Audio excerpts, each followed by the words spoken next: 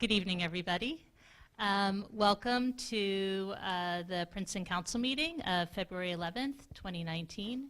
And I'd like to welcome you to this special meeting of the Princeton Council, and please join me for the Pledge of Allegiance.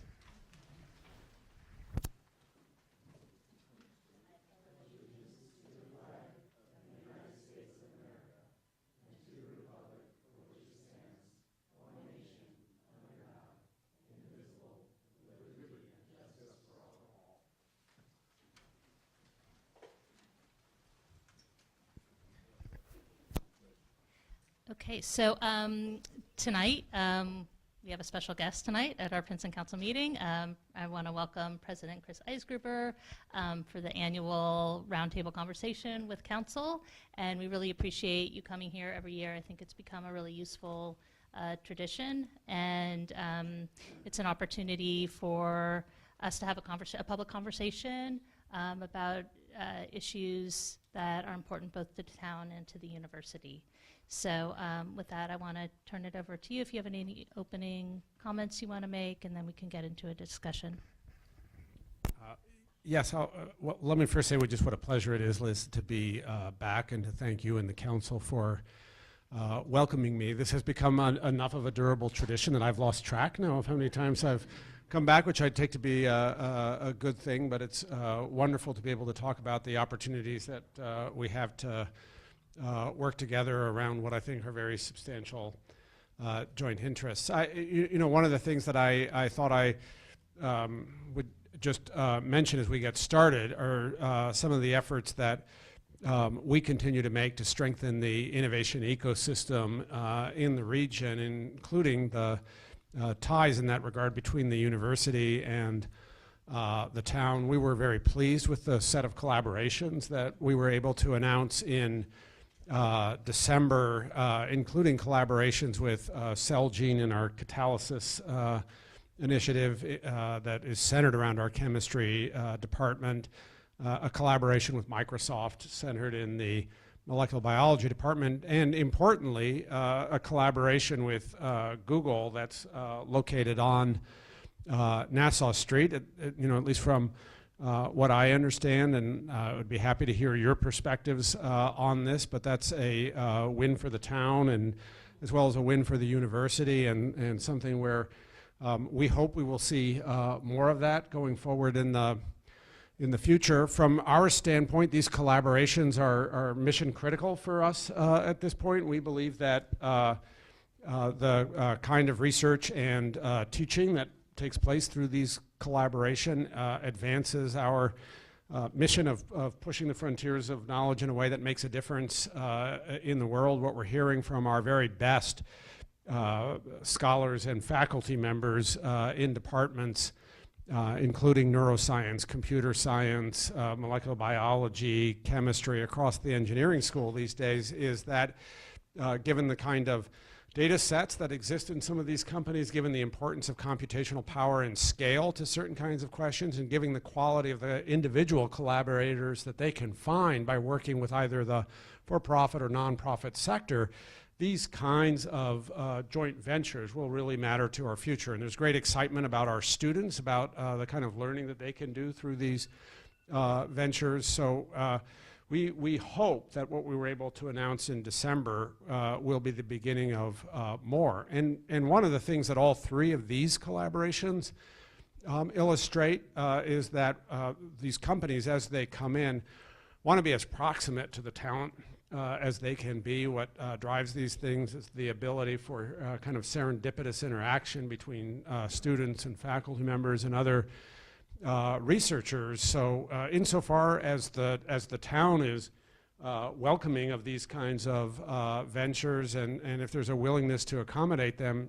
one of the things I really would hope that we can talk about are your perspectives on things that went right with the Google collaboration, things that may be necessary in order to facilitate more of that in the future. But I expect that the appetite will be there, because those kinds of collaborations are just so important to what we do and to what some of these companies are interested in.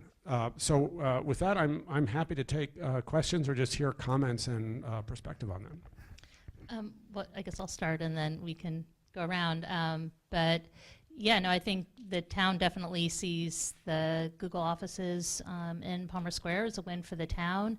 And I guess I'd throw it back a little bit to you about what feedback you've heard from them or about other companies that the university has interacted with in terms of what they're looking for, and if there are things that Princeton can be doing with our economic development to make sure that we have the infrastructure in place and other things in place to make us attractive. And then I had another question, which is, just as a university, it seems like the university has 3 areas maybe they're looking at for some of these university-private partnerships. So there's the Plainsboro campus, and then there's the West Windsor campus, and then with the Google on Nassau Street. How are you thinking of those 3 areas strategically, and what can Princeton do to make our section of that particularly attractive? I think the good news is your section of that is particularly attractive. So yeah, it is, and that's why Google is there, not in either of those other 2 locations that you described. So let me start with your first question. I mean, people who were closer to the transactions may be able to identify specifics that either went particularly well or that could have gone better. I'm very pleased that everything worked out, and that in itself is a signal of a positive kind. I remember hearing about the importance to Google, not surprisingly, of having the right kind of internet bandwidth and utility support around what it is that they do. And I think particularly as one looks at tech ventures, which are attractive for a number of different reasons, both in terms of the kind of the quality of the premises. I mean, that's, I think, what you're most likely to find going up on Nassau Street and to be attractive. And it's very attractive, obviously, for us in terms of what it means going forward. Those kinds of things are going to be important, but as different, and I don't have any specific examples to give you at this point, but as different companies come in, what I would anticipate is the more kind of flexibility and nimbleness that's possible, the better it's going to be from their standpoint, because they're going to be looking at trade-offs, and you will always have a couple of things in your favor. One of which is the fact that if they're on Nassau Street or somewhere in the town of Princeton, right, they're very proximate to our students and faculty, and that's what we're learning is again, because it gives you the serendipitous interaction that happens when you just sort of run into somebody. That's extremely important to folks. And then there are the amenities and the activity of the town that I think are attractive to all of us who live here and are attractive to the companies as they come in. Our strategy, just to turn to the second part of your question, our strategy is not about directing companies. We can't do that. Our strategy is about facilitating various kinds of startups, if you will, or joint ventures, and trying to make sure that we have the nimbleness to accommodate different potential research collaborators as they come in. So, PIC Biolabs, when we created that out in Plainsboro, some of that was about finding the right kind of wet lab space, which is harder to do on Palmer Square, and to do it in a way that was relatively inexpensive so that it could support startup solutions. And we were able to do a good fit out there on an existing building that already had the kind of capacity necessary to support the work that was done there. So that was a particularly efficient project, especially by Princeton University standards. And that was an important piece of this. We think at some point on what we call Lake Campus, which is the other side of Lake Carnegie in West Windsor, that the spaces that are over there that are just larger will facilitate collaborations that might not fit, for example, in Palmer Square or on Nassau Street. From my standpoint, that is a positive for both the university and actually the town. If you get more activity going on Lake Campus, I will guarantee you there will be increased appetite for other kinds of collaborations on Nassau Street, because all of a sudden what you're going to have there is yet another attractor to the region, and that space that is here in the town, and I shouldn't limit it to the most proximate space, but that the more proximity you get, the stronger the advantage is. It's going to continue to be very attractive to entrants, and there will be even more of that. So again, our strategy, and I would urge the town in the same direction, our strategy is really around nimbleness and flexibility, and trying to make sure in our case that we're serving the mission of our students and our faculty.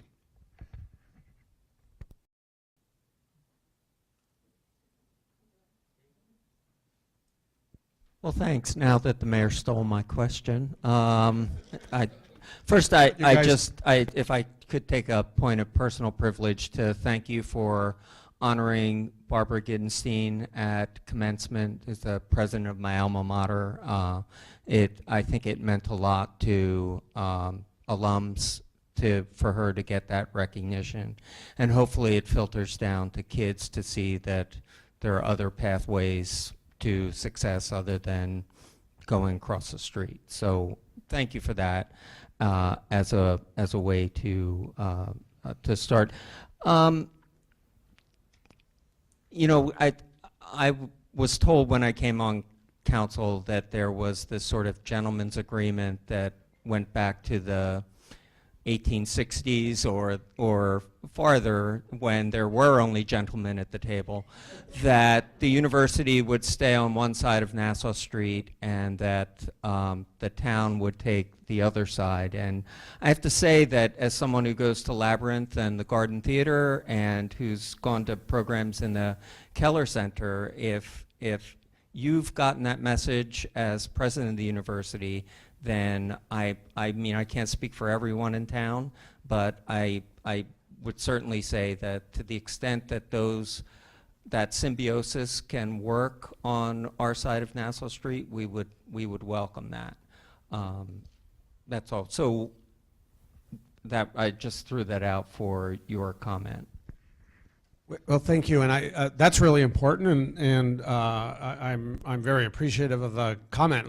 Let me take a moment though, just to also thank you for what you said about our honorary degree that we gave to Bobby Gittenstein, the transformative and extraordinary president who led the College of New Jersey for basically 2 decades. I mean, I have really come to appreciate what an extraordinary benefit it is to have the College of New Jersey here in Mercer County. It is one of the great places to get an undergraduate education in a state-funded college that really has the atmosphere of a liberal arts college. And as I said in my remarks last year at commencement, its 4-year graduation rates are top of the charts in the country, along with some very big name institutions for public colleges and universities. So it's a place that we should all be very proud of. It's a great place to get an education, and it was just a great honor to be able to honor Bobby at the commencement ceremony.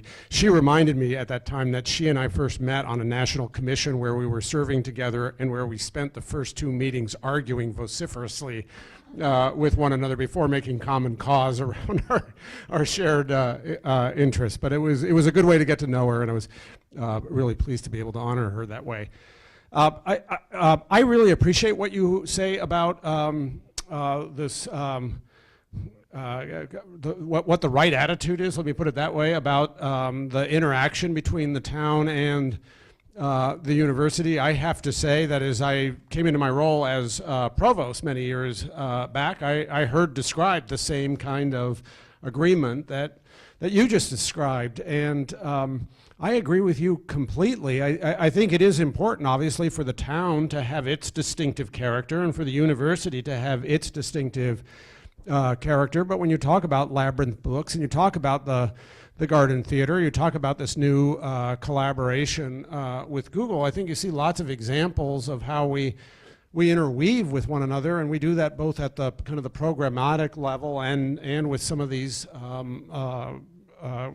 units that end up operating on the other side of the street, so to speak. So I'm really pleased to hear you say that. I think we have to continue to have open channels of communication about what sorts of activities are appropriate, and if there's ever one that creates concerns, then we need to know about that. But I think we're both stronger with a flow of people across that street and with enterprises that tie us together.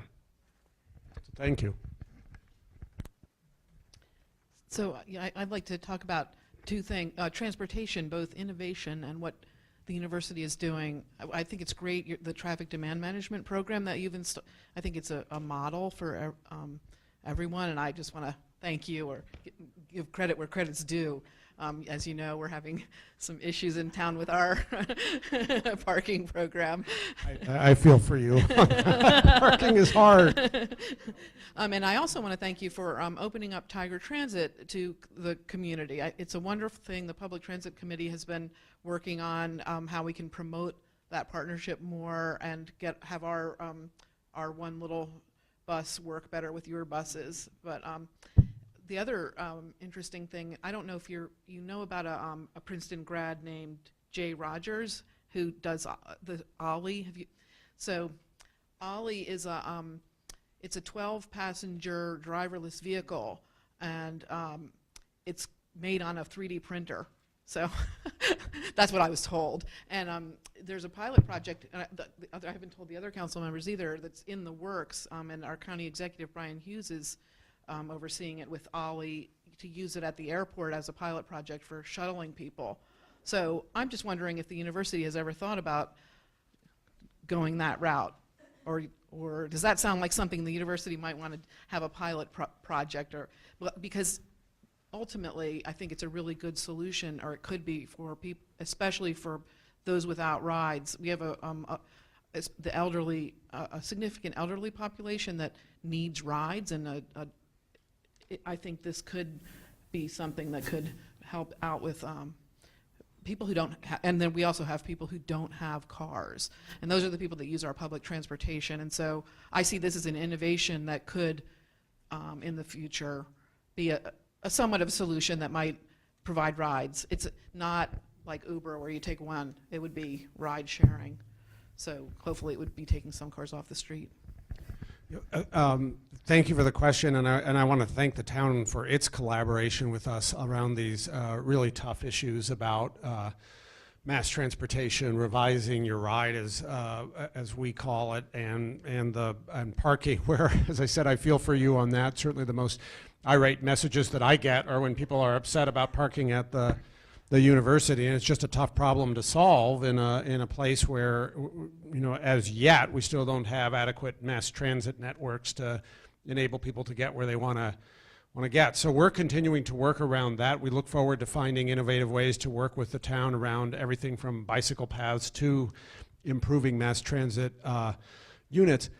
I think, Jenny, when you asked the question about potential innovative solutions, I think the key is around where you ended your question about sharing, and maybe sharing more importantly than around autonomous vehicles. We do have innovative or research programs around autonomous vehicles, and students have been working around labs related to autonomous vehicles for some time. And I don't know how long it will take before one can imagine them actually being on the roads of Princeton. Right now, it seems to me that autonomous vehicles work best in places where they're more or less following a track or a very limited set of choices. And I know that they're like the airport, exactly, that you mentioned. And there are all sorts of issues that arise if you imagine them in I don't know, what I would call distraction-dense neighborhoods, places with lots of pedestrians and so on. You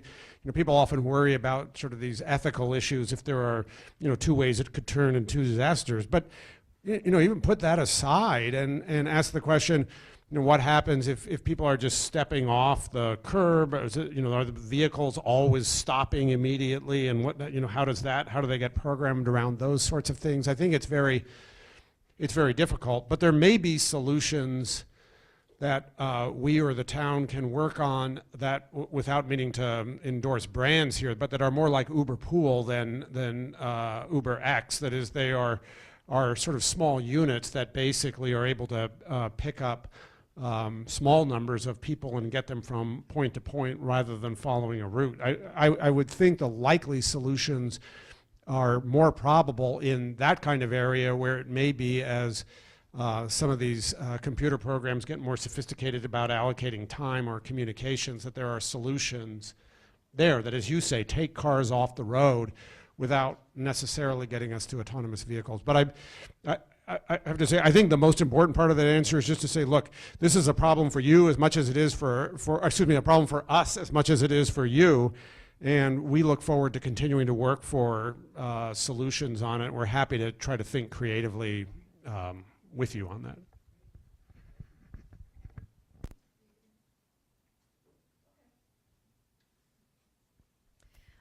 Thank you again for coming, and I wanted to personally thank you for your leadership on the DACA issue, which is something that is close to my heart and close to the heart of many people in the town and the council as a whole.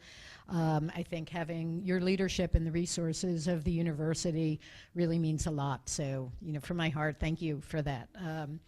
And I'm going to segue from that into a couple of issues. I have a statement from Councilman David Cohen, who can't be here tonight, that I'll read, but I'm going to, and that addresses some of the same issues as my interest, which has to do with both equity and advancing green or environmental issues. So I'm speaking of my personal issue as somebody who came here as a graduate student and lived in graduate student housing for several years. And so that's something I've thought about a lot, and I think that we have some common interests in moving forward on that issue. From the perspective of graduate students, I know there's simply not enough graduate student housing, and I know you're building more on the Lake campus.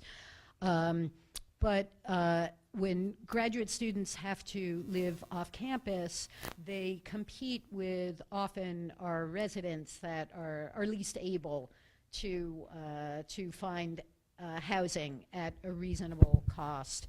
And that makes it difficult for people in town. What I've heard from a number of Princeton residents is that I was in line to get a particular place to live, but somebody who was, a graduate student in engineering swooped in there, and they looked more attractive than I did. So both as a former graduate student who did have 4 years in Butler and Lawrence apartments of great housing, I wanted to just and from the perspective of both equity and, of course, from a green perspective, that the more the graduate students are right on campus, the less they have to commute, the better it is for the environment. And then those serendipitous interactions that you talk about, having, talked to graduate students about it when they feel isolated or removed from the university, that doesn't help them to be part of the community to advance their studies. So from all those issues, I'd like to, and then after your response, I'll read David's comment.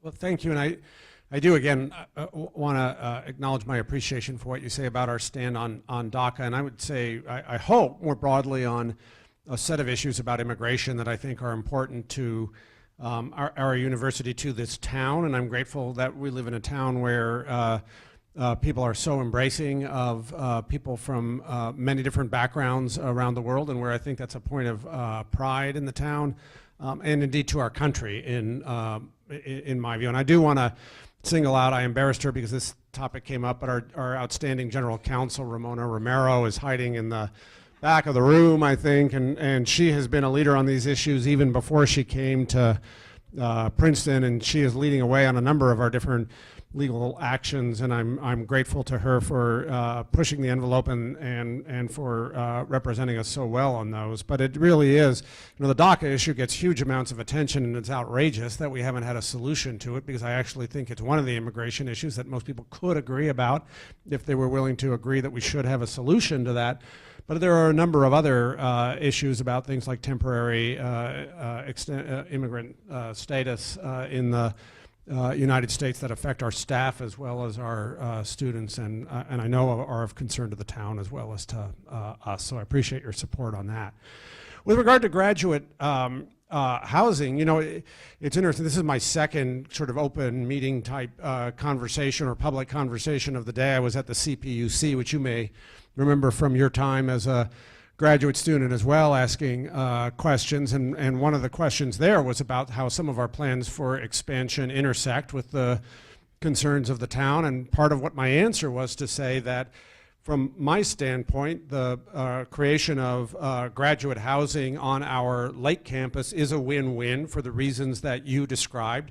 Our aspiration there is to create circumstances where all of our graduate students who want university housing are able to get university housing. That would reduce the pressure that you described on certain kinds of housing within the town of Princeton. From my standpoint, it will also meet the needs of our graduate students to be part of the community. The Lake campus will be very much a Princeton University campus, with, we expect, not only graduate student housing there, but some of the collaborative research that we were describing earlier, athletic facilities, administrative offices, and amenities that activate that kind of space. And then, again, to go back to this question about parking and how people get around, when you have people concentrated in a space like that and trying to get to campus, it also means that we can set up shuttle service of a sort that will get them to campus without relying on single vehicle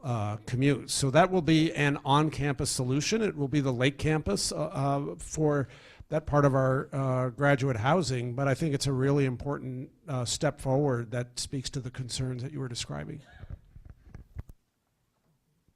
Great, thank you very much. That sounds terrific, and it does absolutely address my concerns, both as a former graduate student and as a representative of council. So let me read David Cohen's statement. President Eisgruber, I am sorry to miss the opportunity to meet with you again in person. Last year, I asked you about the possibility of Princeton University investing in local housing for your non-academic staff. This year, following the eminent example of retired Councilman Liverman, who I understand kept asking the same question until he got the answer he wanted, I would like to ask you to consider again the benefits of providing local housing for members of your staff who would wish to reside in Princeton, but this year from a different perspective. I have been working all year as liaison to Sustainable Princeton, hoping to develop a climate action plan for the town. The university is leading the way in establishing goals for its own reduction of carbon emissions. While you have recently established a staff position of commute manager to encourage employees to use alternatives to single passenger vehicles to get to campus, clearly the most effective way to reduce commute generated emissions is to eliminate the commute altogether. I realize that not all university employees will desire to live in town, as some will always prefer the spaciousness of a single-family home and yard. But for those who value the ability to live close to work, the university can help make that environmentally responsible choice a viable alternative, while simultaneously working to achieve your institution's carbon neutrality goals. I think in some ways the theme of that question competes with the theme of your earlier question. Obviously, we have worked with the town to meet the affordable housing requirements around some of the projects that we have done within the town, and I do understand the town's commitment, and it's one of the things that makes it this such a desirable place to live for me and many others who live here in Princeton, to have that housing. We look at our population, and I actually have to say to David, I think Lance got the same answer from me every year. I'm going to give David the same answer as well. We look at our housing and how we support our staffs and faculty and students, and recognize that we're going to need different solutions to respond to the needs of different portions of our community. And for some, proximity is going to be critical. You made the case earlier with regard to graduate students, and how they have to be a part of that community. We want our faculty, regardless of what the weather looks like tomorrow morning, to be able to get quickly, and ideally by walking or biking to their classes, and for other portions of our staff, it's going to be a better solution for us to be able to facilitate a green commute to the campus rather than thinking we can house everybody within proximity to the campus. I just think that's not a goal that we can embrace, or nor is it the best way to meet the needs of the many different people who are part of the community that we have. With Lance, I think the first time I was here, he asked me about what we could do to recruit more people from the town of Princeton so that they could be part of our workforce, and I immediately told him I thought that was a good idea, and the first year at least we didn't do as much as we should have to act on the particular idea that he had put forward, but I'm really pleased to say that we have, and Lance agreed by the time he left the council that we were in fact doing more to recruit talent from the Princeton area, and we will continue to do that. That's it. Thank you. I think it's working, yes. So I actually wrote down some thoughts, and I'm not going to frame it in the form of a question. I mostly want to share some ideas with you, but if you have some thoughts on it, I would certainly appreciate it.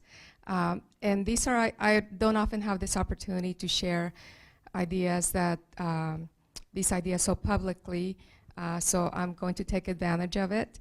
And these are on initiatives that I'd like to call community building initiatives. So I want to first begin by applauding the university for its continued contribution to local projects, including its financial contribution towards the two-family affordable home in the Witherspoon-Jackson neighborhood. And yes, and I also want to applaud the university students who have pledged to provide sweat equity. They're going to be working alongside the two families that will soon have a place to call their own. And these are wonderful examples of what I hope will inspire others. So when I think about the role of the university in the town of Princeton, I think about a concept I just learned of recently called the anchor institution. The idea of an anchor institution comes from Chancellor of Rutgers Newark, Nancy Cantor, which I understand she's a former faculty member of the university. In this vision, the university serves as a hub of opportunity and experience for the larger community. Importantly, both the university and the community are enriched by the association. In many ways, Princeton University is already an anchor institution. And I want to highlight a few examples of how it has opened its space.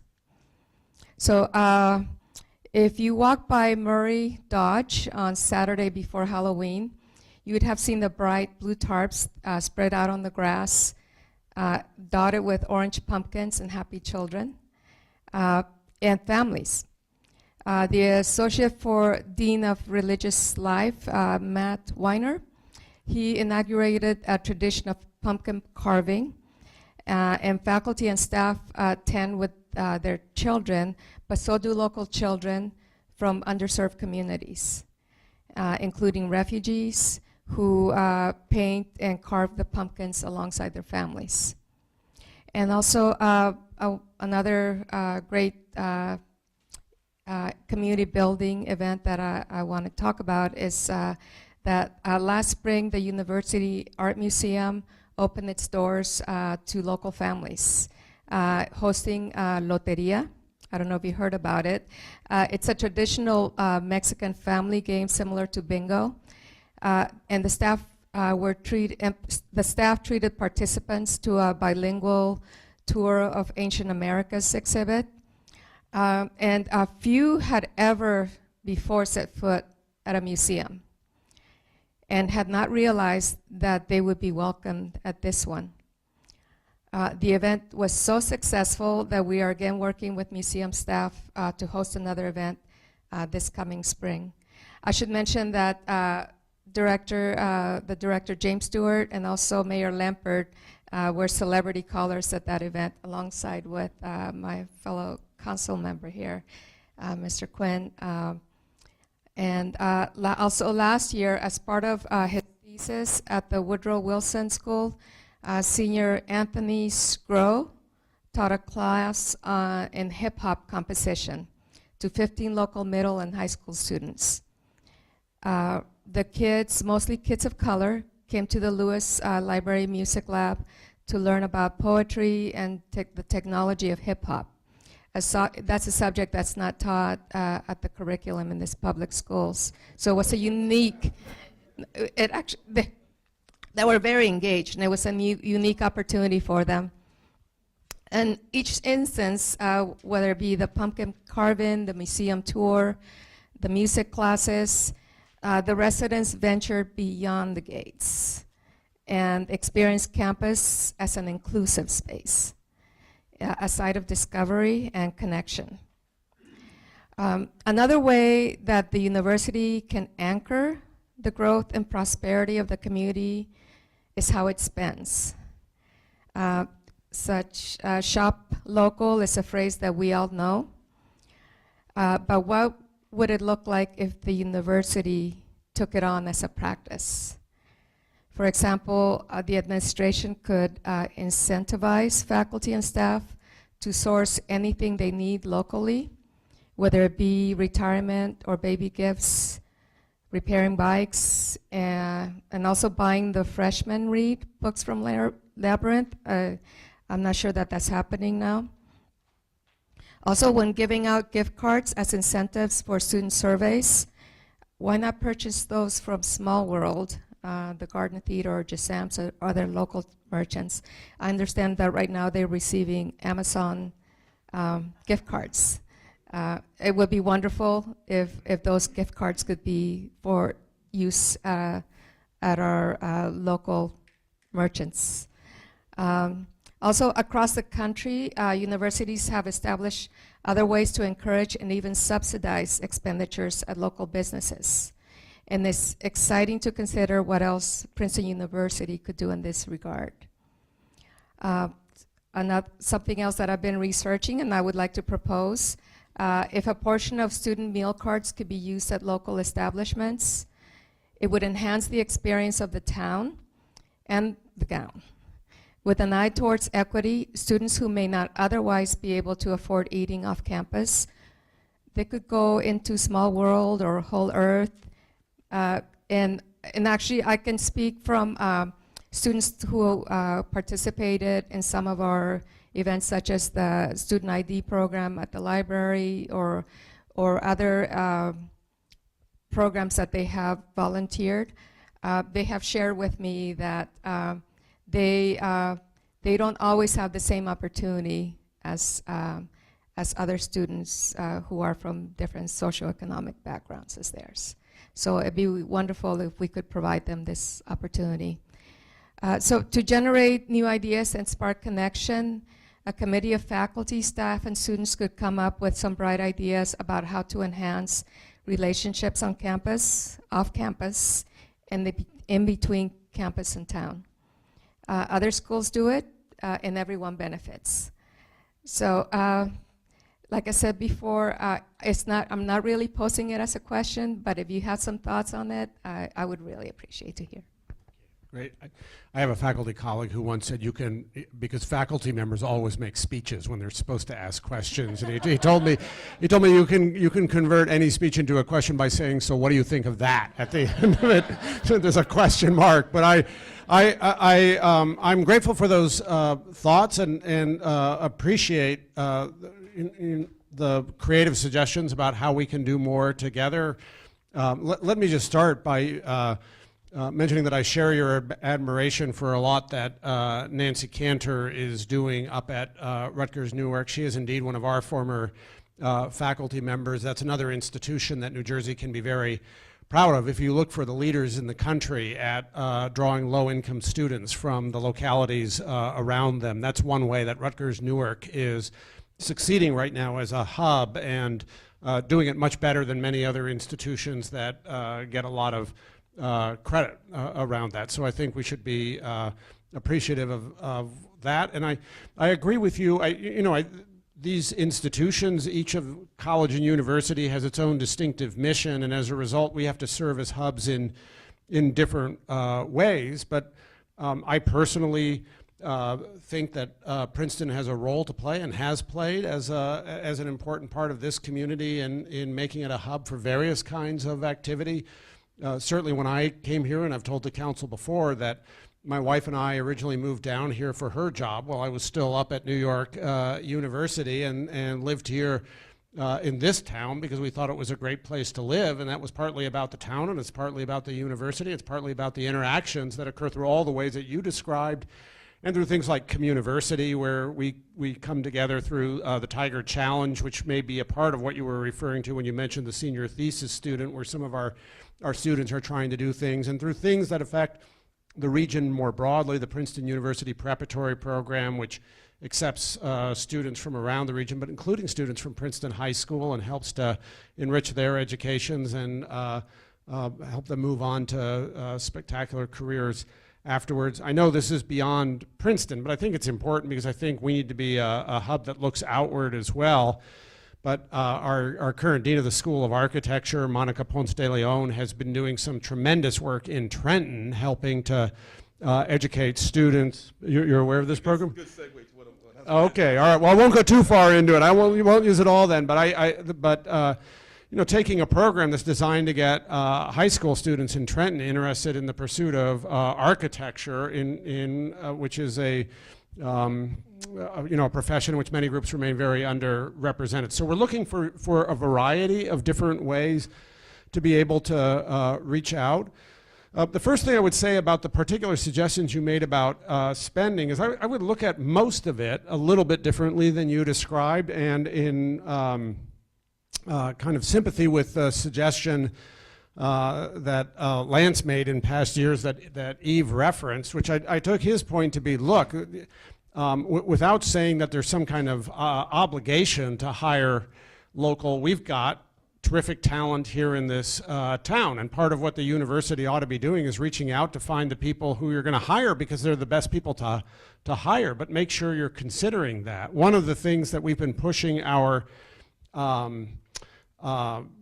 purchasing managers to do, and our procurement office to do, is to make sure that we're reassessing relationships that we may have had over a period of time. There may be small vendors who are local but can supply us with products that are better priced or better for what it is that we're doing than the businesses with which we've traditionally interacted. So there are a lot of ways in which I think this is true in hiring, it's true in other aspects of what we do.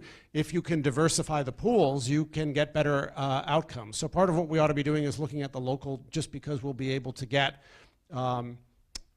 suppliers there who will help us to do what it is that we need to be doing. With some of the organizations that you mentioned, the Garden Theater, for example, or Labyrinth, we're already very directly involved in terms of subsidizing what it is that they're able to do. So, we regard them as important anchors, but insofar as we're going to be involved there in a program that supports them, we choose to do that rather directly rather than through specific purchasing incentives. I'll note the pre-read we purchase in bulk directly from the publisher, and I would find it hard to do although that publisher has been the Princeton University Press, another local supplier on a couple of recent occasions. But I do think I take the suggestion about thinking about other creative ways that we might have these kinds of interactions. I think in general, when we're purchasing, the right attitude is to say, look, let's expand the pool of people who we're looking at. Let's remember that some of the best suppliers may be local, and let's be creative about identifying those, but then let's choose the best supplier from the standpoint of the needs that we have. We're also looking, as you say, to enhance the student experience and our connections to the community. And there may be times when it makes sense to do something that helps to prod our students across Nassau Street, particularly if we're not supposed to look at Nassau Street as a barrier, but rather something where, as I very much appreciate, where we can have that kind of interaction. So I think it's a good suggestion. I don't know exactly what we can do, and I can't make a commitment to you off of it, but I think it's worth considering these creative possibilities. And that's actually just what I was asking for to consider, because as far as prodding the students, I don't believe they need prodding. From what I understand, this is what the students would like to have, be able to use their meal cards on this side of town, especially for the ones that wouldn't otherwise be able to afford having that experience outside of the cafeteria, the school cafeteria. And also, as far as the shopping local, if I could suggest to perhaps setting a margin to where if what the university is trying to procure falls below a certain margin, to seriously consider purchasing it local. We will continue to look at possible ideas, right? We have a responsibility, I think, to our students, and as we set charges, to operate as efficiently as possible. So normally that's what we're going to try to do, right? But on the other hand, we're also going to look for ways to enhance the experience, and I think those are the margins where we may be able to do something special. I was just going to follow up on that one of our council goals for this year is for the town procurement to do a better job in reaching out to the community. And I know that, if you want to bid on something for the government, there's a special process you have to go through, but maybe it's something we can follow up with Kristen and do some sort of joint procurement just program for local merchants so they know. I don't know what the university's process is, but just so they're aware of how to get on your list of possible places. But that's something we can maybe follow up with. I think that sounds really helpful. Well, I have a question. And what you mentioned about Trenton is a good segue. So my question is, I would say geographically broader and perhaps even morally broader. Considering that Princeton as a municipality is the second largest municipal contributor and the largest per capita contributor to the Mercer County budget, and after the Princeton Board of Education, our county contribution is actually the second largest recipient of our property tax dollars, even before monies left over for our municipal operations. And considering that Trenton, because of many of its socioeconomic problems, is one of the biggest drawers of the county budget. In fact, County Executive Hughes said yesterday about 50% of the budget goes to issues dealing with law enforcement, public safety, such as the County Sheriff's Department, the courts, the Mercer County Correction Center. So all those considerings is a preface to the lead-up question, which is, what does Princeton University plan to do, considering its human and material resources, to contribute to the socioeconomic development of our state capital and county seat, just 12 miles south of here, which will indirectly but significantly help Princeton as a municipality and help us all as a collective community? Well, I think you're right to say that when I talk about what the School of Architecture is doing, that's an important part of the kind of answer that I think is the right one for us to give. We as we become more appreciative of the importance of, I would say, the connections, and you rightly put it, not just to the town of Princeton, but to the region around us and how that affects our mission, we continue to look for creative opportunities to make a difference in ways that will strengthen, I would say, not only the ties that we've been talking most tonight about, but the central New Jersey region. And in doing that, we're open to creative possibilities to form relationships in Trenton that will be beneficial to it and to us. I think when we're thinking about that, we're thinking about it, I hope, with the same kind of creativity and flexibility and focus on mission that animate our conversations around possible interactions in the town of Princeton. And so when we do things like the Princeton University Preparatory Program, which has a number of students coming from Trenton, or when we have engagement through the School of Architecture, or when we have students who are working on volunteer projects, just as they are doing in the town of Princeton. We're finding opportunities there for collaboration that simultaneously advance our educational and teaching mission and help to strengthen the environment in Trenton. There are times, there may be opportunities when we can do more than that. We've had outreach from the town of Trenton and other parts of the state of New Jersey recently, as we've become more interested in the innovation ecosystem, where sometimes the leadership of one of those towns will come forward and say to us, look, can you work with us on this particular proposal that we're putting forward, and indicate that Princeton would be supportive in some way on it. And our response on that so far has been to be able to say, yes, we want to indicate what our support is. We're going to be completely honest and candid with you about what the limits are, and there are going to be limits there, because whatever we do has to be supporting our research and teaching mission. That's the responsibility that I have and that we have as an institution, as we take gifts from our donors, or as we charge tuition to our students, and as we administer the university. But basically, what we are saying to folks is, look, if you have an idea about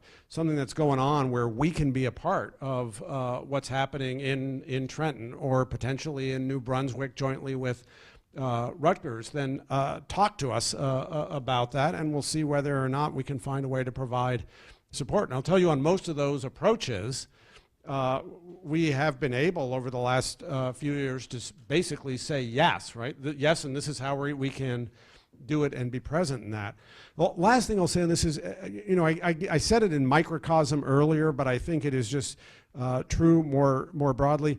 If we're able to do things, for example, over on the Lake campus, in microcosm, it's going to help right here in the town of Princeton, because it's going to create other kinds of economic activity around that. I think that's true for central New Jersey more broadly, right? If we create that wet lab incubator over on Route 1, that's creating possibilities for entrepreneurship in this region where there wasn't an incubator of that kind, and that is not restricted to people with a Princeton affiliation. So as we do more of that and create more of those opportunities and look for ways to partner with the College of New Jersey and others, I think that there will be possibilities that are meaningful for the region, as well as meaningful closer to home. I do also believe that the proximity that we've discussed several times is going to mean that the impact is going to be closest here. Well, I think it's almost 8 o'clock, so I want to thank you, Chris, for coming back this year, and we look forward to another year of collaboration with the university. I mean, I think one of the things I've noticed is that it feels like it's become this golden era for municipal government, and there's just tremendous interest from the students in collaborating with the town, which has been really great to see. I think in previous years, Princeton University students wanted to get a job in the State Department, which is a less attractive thing to do at the moment. And so we're the beneficiaries. We're the beneficiaries of that. And I know there's going to be a Smart Cities conference on campus in a few months. And we're just really lucky to have you all as neighbors. And we appreciate your time tonight. Well, I'm not going to comment on the State Department, but I will say, and it's a good correction and a good correction that Councilwoman Fraga offered earlier, that I am really glad that our students right now feel this sense of connection to the town and want to be a part of that. We feel it's a great advantage as well, and I think for me, one of the prime benefits of these conversations that we've been having on a regular basis is that we do have open channels of communication. So when either creative ideas or difficult challenges or new opportunities arise, there's a foundation laid that we can work from, and there's the possibility of having the conversation to figure out how we jointly adjust to that. So thank you so much, and thank you for the opportunity for a conversation this evening. I appreciate it. Thank you.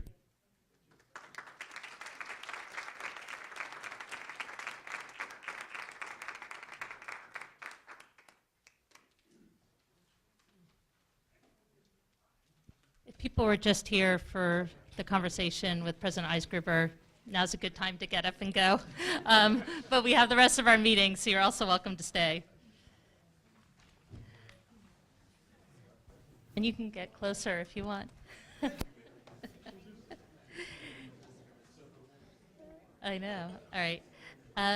So we have the minutes from December 17th. And I'm just going to look to you all, because I think it's the three of you who will be voting on this. So is there a Move motion to approval. approve? Second. So it's been moved by Mr. Quinn, seconded by Ms. Krummeller. Any corrections for the minutes? All in favor? Aye. Any opposed? Okay, minutes passed unanimously. And next we come to announcements. And I'm going to start this time on my left with Ms. Fraga. Any announcements? Mr. Quinn, any announcements?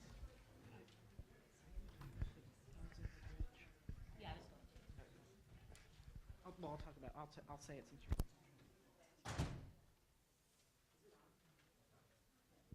you're. I just thought it was a good idea to remind people about the Alexander Road projects that are coming, and to let people know that they're actually going to be starting in November. Is that correct, Deanna? The first week in November, or the second? The second week in November, and it's expected that the bridge will be closed for 9 months. 6 months. Okay. Deanna should have just made this. But I keep forgetting when it's happening, so I think it's a good idea to announce it, to prepare for what's going to be a difficult time for our town. And I just wanted to add to that some good news is that in advance of the bridge replacement, there is going to be utility work that is being done on Alexander, and the original message we were given is that the whole entire road was going to be shut down for a few weeks in order to accomplish that. But we had a really productive meeting with PSE&G on Friday, and I just want to thank them for being so accommodating. They're going to be doing that work they have to move the utility poles to accommodate the work. They're going to be doing it on Saturdays and Sundays only during the month of March. So will not be affecting weekday commuters, and it'll be between the hours of 9 a.m. and 2 p.m. Saturdays and Sundays in March, weather permitting. There'll be total road closure on Alexander, but hopefully that will allow them to do that work in the least disruptive way possible. So I want to thank Deanna Stockton for helping to put together that meeting. And then while I have the microphone, I'm just going to do my other announcements, which are Friday the 22nd I'll be holding my meeting there, open office hours in the Princeton Public Library from 8:30 to 10 a.m. And on February 20th at 5 p.m. on campus, there's going to be a rally in support of Shui Wang, who is the university student I think he's a student who's being held captive in Iran. So people are welcome to come to that too. Go ahead. Oh, is that one not working? Oh, I see. Oh, thank you. Do you guys have any announcements? No announcements. Are there any staff announcements? Deanna, do you have any announcements? Okay. Then we'll move on. Is this on? Then we'll move on to comments from the public on items that are not already on the agenda, and there's a microphone over there if anybody would like to speak to anything that's not on the agenda. Okay, seeing no one, then I want to, oh yeah, please come to the microphone.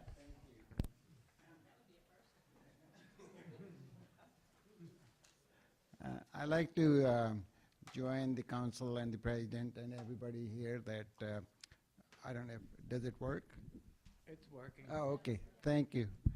It was a great meeting with the president of Princeton University. I think we applaud that.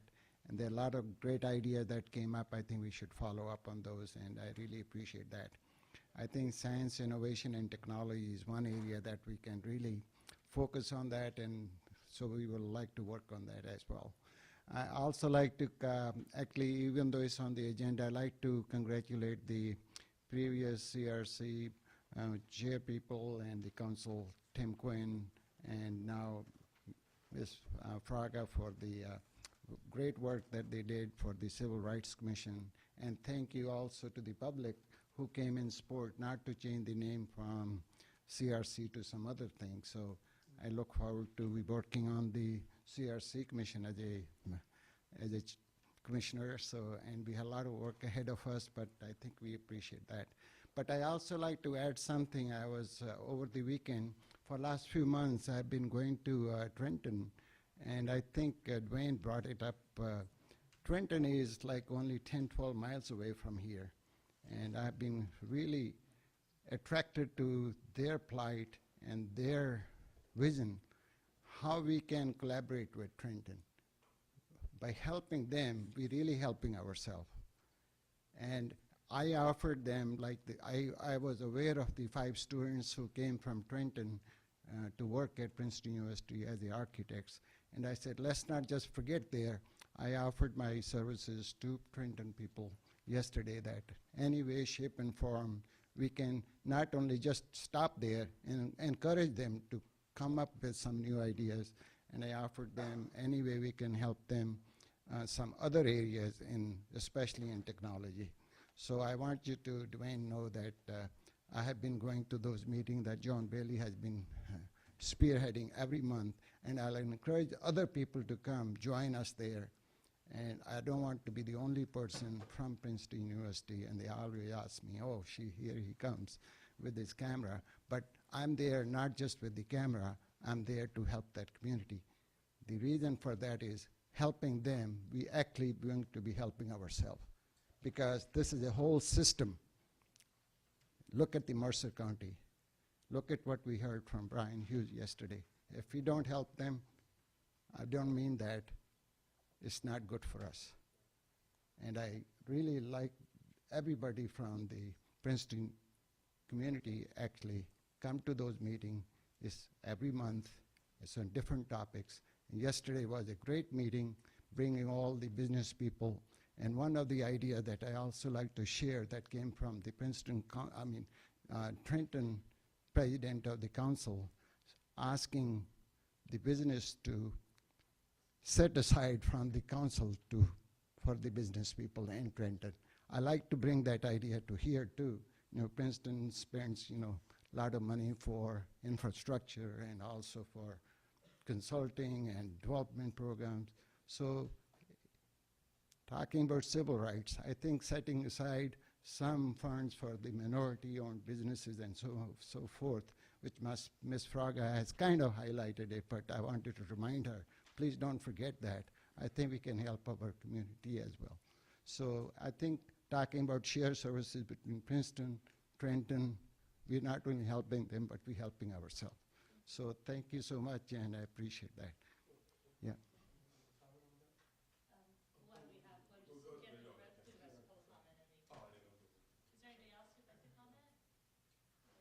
Yeah, I just want to point out, sorry, I figure I'm so loud normally. As I mentioned to President Eisgruber, when we think about it, it's more than just a moral imperative. In actuality, a lot of our property taxes here are subsidizing issues in Trenton, when such a large chunk of our property taxes have to go to the county budget, and much of the county budget then turns around, goes to helping out issues in Trenton. When yesterday, with our meeting with Brian Hughes, when he mentioned that 50% of the county budget goes to like public safety and those types of issues. That's astronomical. So just wanted to point out, and thank you, Dr. Sharma, for your comments, that, yeah, I said it before, but I'll just say it again, that in addition to it being a moral imperative, it's financially sound for us, too, to start thinking about, our county seat and state capital just 12 miles south of us. Actually is a perfect segue to our first report tonight, and I want to invite up Scott Sillers, who's the chair of the Citizens Finance Advisory Committee, and CFAC I'm not sure exactly where you're supposed to go. Okay. And CFAC has been working on a benchmarking report for the county budget. This is not our normal meeting room, obviously, so bear with us as we get set up here.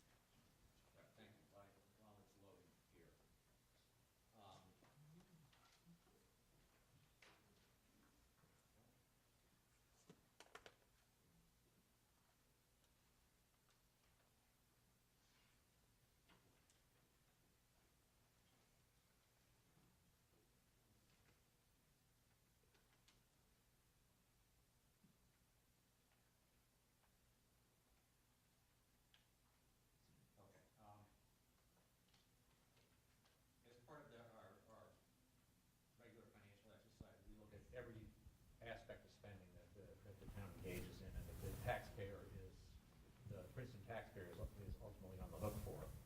And one of those areas, as you heard earlier tonight. Can you turn on the mic, please? Scott, Thank you. Alluded to is the county tax portion of our property tax. And just to lay out the picture, the county property tax is about 30% of the total property tax bill. 48% goes to the schools, 22% goes to the town. Over the last several years, the trend on increases in those tax rates is on the right-hand side. These are absolute percent increase over a 5-year period. County tax rates have gone up 12.1%. Municipal property taxes have gone up 6.8%, and schools gone up 9.1%. One of the aggravating factors in the county tax rate having gone up so quickly is that it is a combination of both the amount that the county assesses for the purpose of funding its budget and the effect of the apportionment of that tax amongst the various communities within Mercer County has. And we've had the unfortunate experience since the recession of being on the gaining end of that stick, which means that our tax rate is going up faster, our property values are going up faster, and since property taxes are assessed based on relative value of households, our property tax rates are going up faster than the rate of increase of the basic county tax rate. So that's had an effect of bringing it up 12.1%. Now, that's not to say that we should be, excusing them for things that are outside of their normal control, because this has been a problem that's been going on for some time. We decided to look at to do a benchmarking study of our county against similar counties within the region to see how our county spends compared to other counties. And I must caution that this is a very preliminary, rudimentary analysis, because there's a lot of differences between the counties on how they account for stuff. And in order to do something on a real thorough basis, we'd have to spend hours that are outside of our ability and bring in expertise and levels of analyses and requests that are, information requests that are outside of our scope. But we'll get to that at the end of the presentation, what to do about that. So how do we compare, how do the Mercer County taxes compare to spending in other of our peers, our other county peers? And the answer on that is that Mercer County's general purpose tax, which is the tax they use to fund their general operating budget, is about 25% higher than the county taxes for peer counties.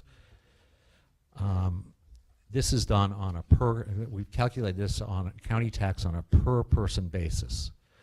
So it takes the total property tax that the county assesses, and it divides it by the population in the county, and it comes up with a rate per person, county tax per person. In the case of Mercer County, that tax is $728 per person in the county.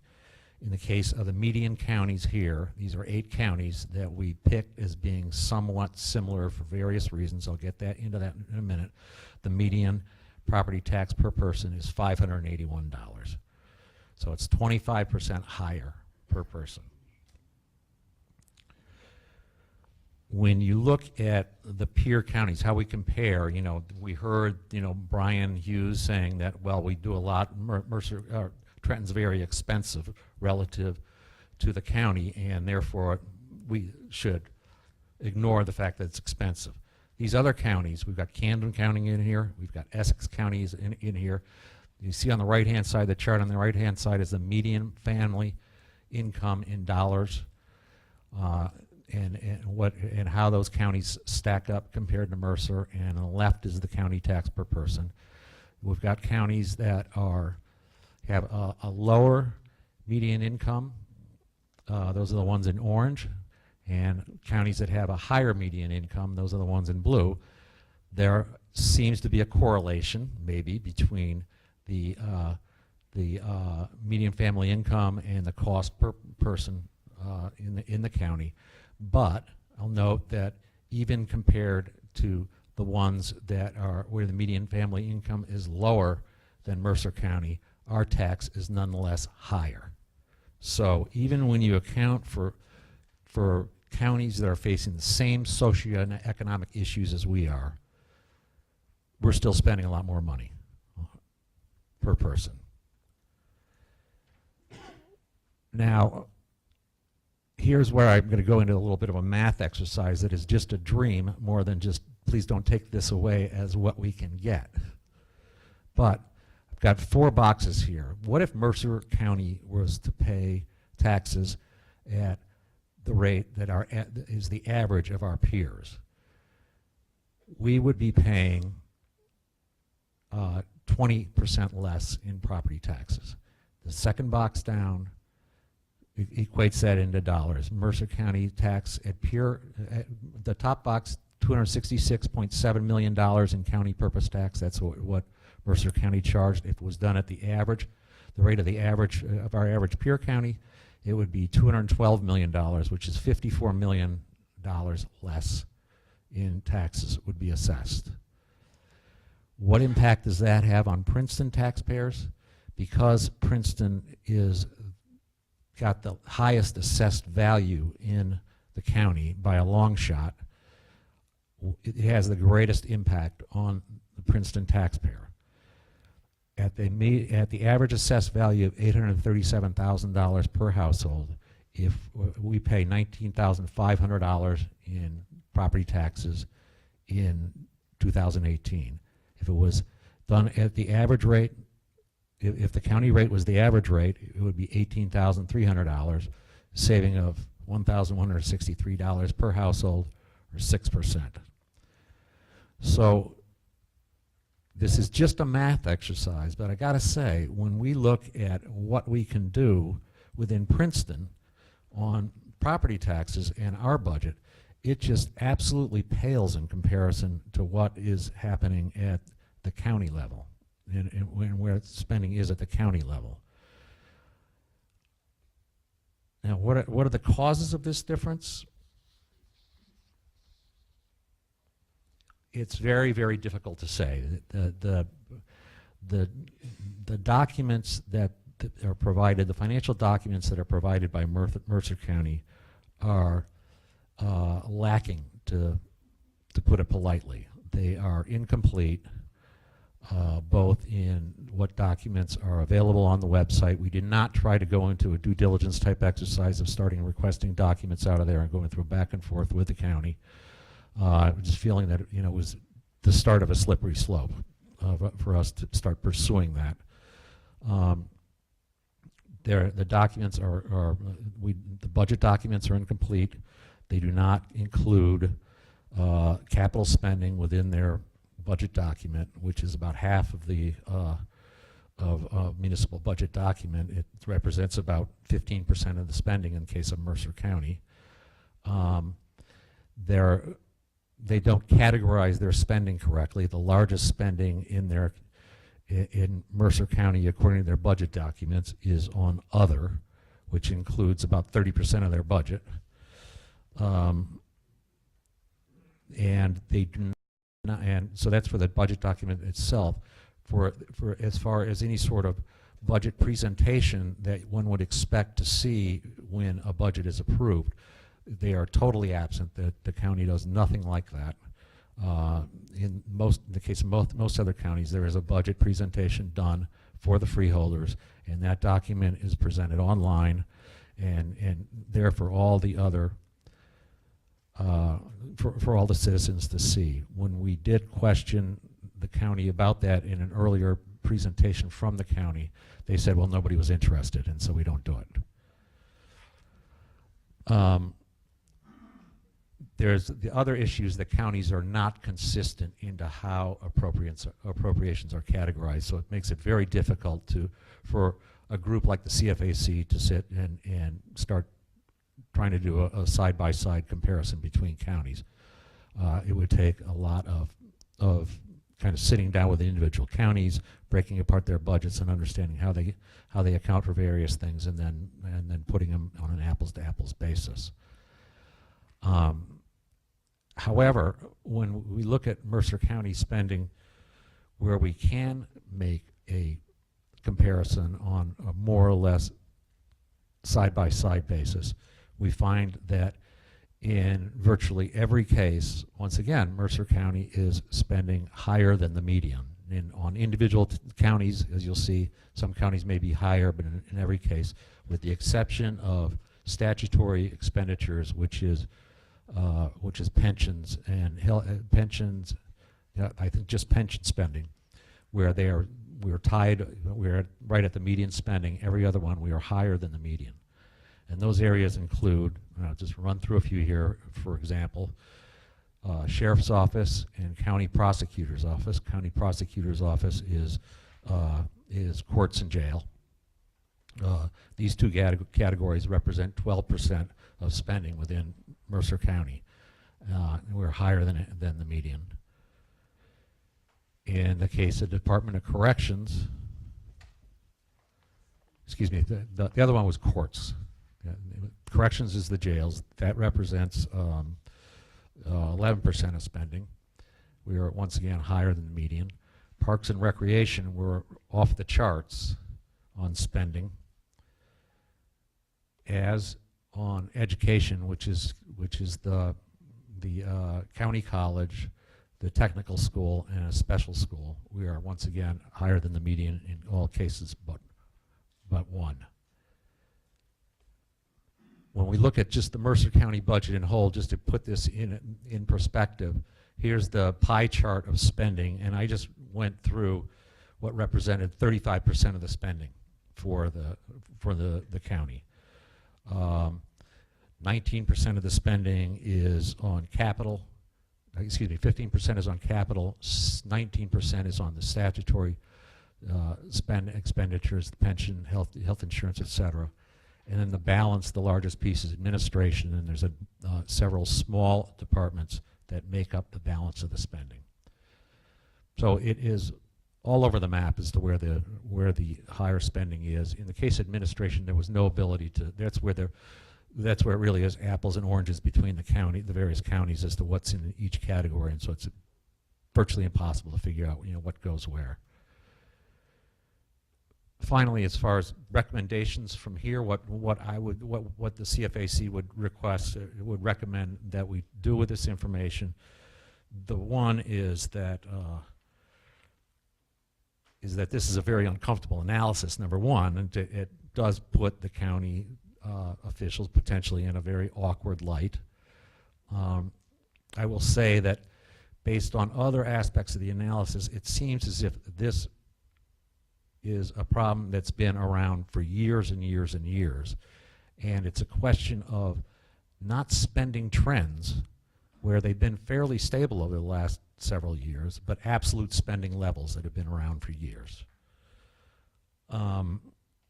I think that number one, we should be engaging with county officials and asking questions, asking them, you know, what's up with this, and try to get get them to focus in on the issue. If they are saying that nobody's asked these questions, that nobody is asking about their budget in years, and so they don't feel that they have to present anything on the website, that tells you that maybe the thinking that's going into it isn't as rigorous as it should be. You know, obviously daylight and dialogue are some of the best ways to get a focus on an issue. The second thing we may want to do is engage with other Mercer County municipalities on this and try to recruit other towns to help us on this. That's a good idea. However, this impacts Princeton far more than any other municipality. The savings that we would get if they were to reduce their taxes is 65% greater than the next town down, which would be West Windsor, just because of the relative valuation of the towns. You know, it's just the nature of the beast.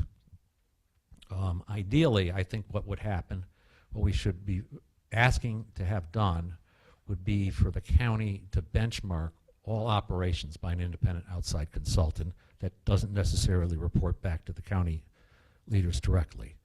They would benchmark functions, what kind of functions are being done by the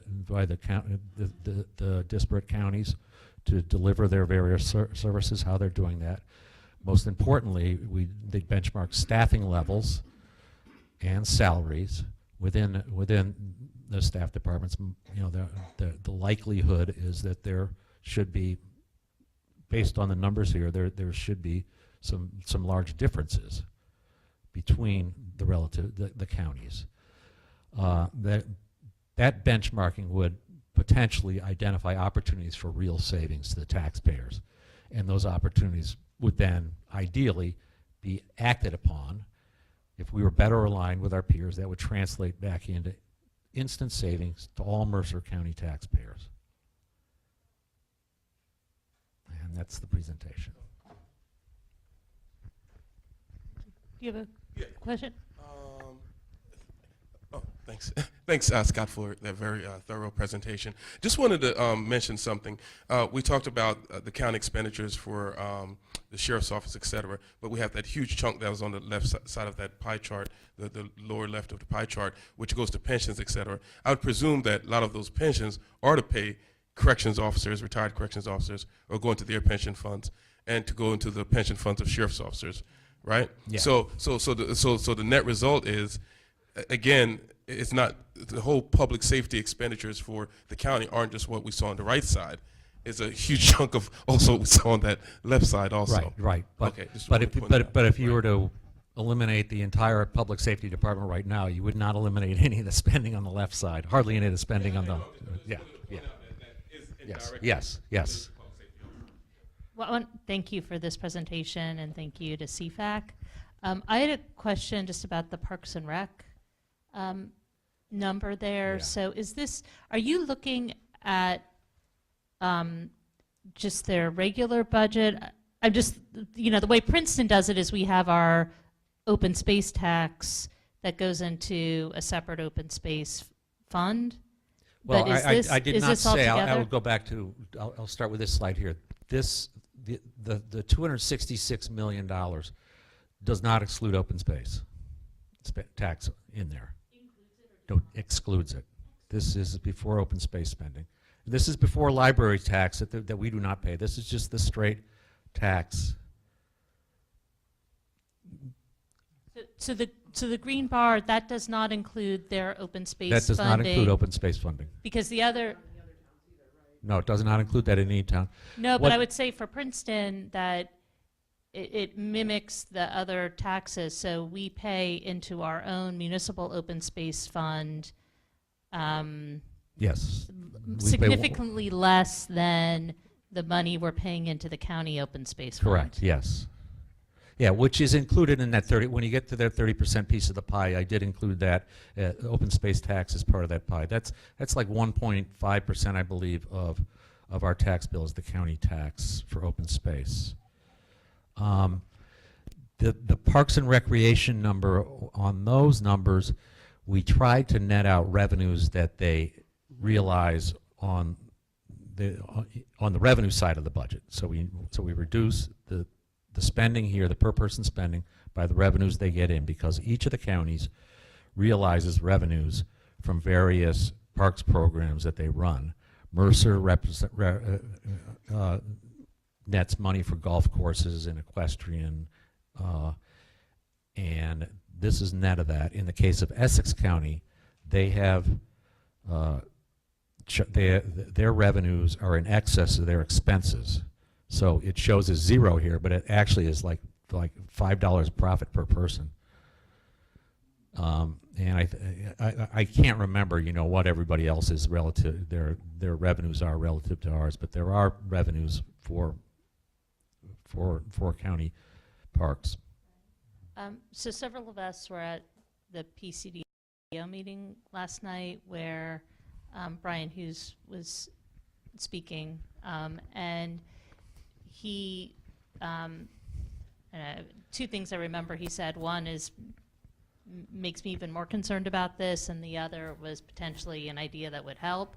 So I think we all remember Princeton's revaluation and how painful that was. But what's happening in Trenton right now is the opposite problem and worse in some ways. So they had not done a revaluation in 20 years, and they're just finishing theirs now, and they've had no property value increase in 20 years, and actually they've seen a lot of decreases. And so, in terms of how that pie is apportioned, I think it just shows that what's happening here with our property values is so different than other parts of the county. Also, he talked about the impact of bail reform, and one of the impacts of bail reform is the county jail used to have, I guess, 1,000, on average, like 1,000 people in it, and now it's down to 400 people. And so there's, and also it's really old and decrepit, and it's really not a humane place to be. I mean, jails are horrible to begin with, but this is particularly bad jail. And so, there's sort of an inflection point at this juncture of either do we build a new jail, which I think there's a lot of issues with when you build a new jail, then you feel like you have to fill it, or is there an opportunity there for shared service, which could potentially save money? Yes. Yeah, they looked at trying to do shared services with Union County a couple of years ago, and I think Brian Hughes was hopeful on that, and it got derailed for a number of reasons, I think. But well, there's issues with it too. I mean, you have to do it in the right way, but it could have a lot of opportunities on several variants. Anybody else have questions for Scott? Thank you, Scott. This was very enlightening and disturbing as well. And thank you also to other members of CFAC. I have two questions. As you know, this is my first time around, so excuse my ignorance. I know that the town, in terms of budgeting, has a lot of guidelines from the state in terms of how budgeting has to be done, forms that need to be filled out that are comparable from town to town. Does nothing similar, or first, is that correct? Yes. Okay, thank you. I know a little something. So then do counties not have similar requirements? I think you might be better at answering that than I am. They have some similar requirements in terms of forms they have to fill out. The big issue with the county budget, each municipality also categorizes, and county, things differently. And I think that was one of the major problems we have, is how do they categorize each individual expenditure. There are some towns that are very good in really identifying those, and there's others that will just say other. And that's what the county kind of has, other. Okay, thank you. My second question is, can we look at the pie chart again for a moment? Thank you. So if you, and you may not be able to answer this, but obviously this doesn't show the magnitude of the spending, but it shows how the spending, how the pie is divided. I'm wondering if you looked at another county, would the pie be divided more or less the same way, or would, let's say, administration costs be half of what we have? Do you have any information on that? No, but I think it's, I think you get the idea from these bar charts that, you know, we are consistently above, and then, but you're right, that does not go to the allocation. It's too difficult to divide them that finely. Some of them, you know, they categorize the prisons one way and divide out sheriffs and prosecutors a different way. So, you know, we could try, but it's really an exercise in almost futility. Thank you. So I just wanted to echo the thanks to Scott and their other members of CFAC in the audience for this illuminating report. And the first recommendation was for us to engage with our colleagues at the county, and just wondering with my colleagues here, what do you think the best method would be? Is it the CFAC cohort getting together with the freeholder president and Brian and asking the The ask should probably come from me, and if there's any other person on council who wants to be part of it, I would completely welcome that. And then I think Scott is the one who is really knowledgeable about it, so I think that we should offer to, we did have some initial, I mean, they knew that we've been working on this, and so they've seen a copy of this too, but I think we should do a follow-up and see how we want to engage. And I think it's also important, the reason why we're doing this too is not to play gotcha or anything else. I mean, it's like, you know, as Scott said, we've been working really hard. Everybody around this table knows, like, we've been working really hard to figure out how do we do what we're doing more efficiently? How do we try to provide taxpayer relief when we can? And transparently. And transparently, but it's, this is a big piece of opportunity potentially. And so, you know, if there's a way we can help, it seems like, I mean, I think we want to convey that we're here to roll up our sleeves with them and try to help in any way that would be welcome. Right. It seems like the first order of business is information-wise. I mean, I know, I think every town that starts putting their budget online goes through a process, or any entity, and I think they haven't felt the pressure to put their information online, and I don't think our town did it until there was pressure. So I think one of the first things that seems the most important is actually getting the information, and that's how we can frame the ask. Can I just chime in that my understanding is that nobody goes to the freeholder meetings, and maybe a contingent of, you know, whether it's council or people in the audience to, you know, apparently they're very quick. It's like an hour in and out, so you're not committing an entire evening. But I think, you know, transparency and having somebody there to see what's going on is never a bad thing.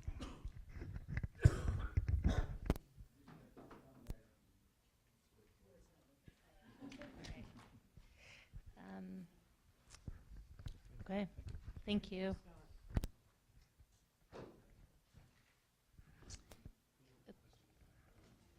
Oh, if you you can, if you want to come to the microphone.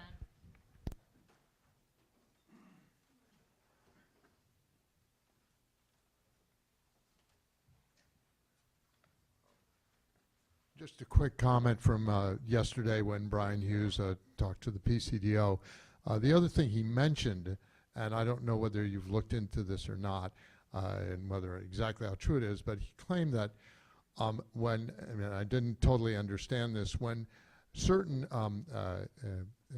people are arrested or brought before the judicial system in different parts of the state, that they're brought down to Trenton and housed there for at least a while or something like that. In other words, that they have police duties that are different from any other county in the state because we have the state capital.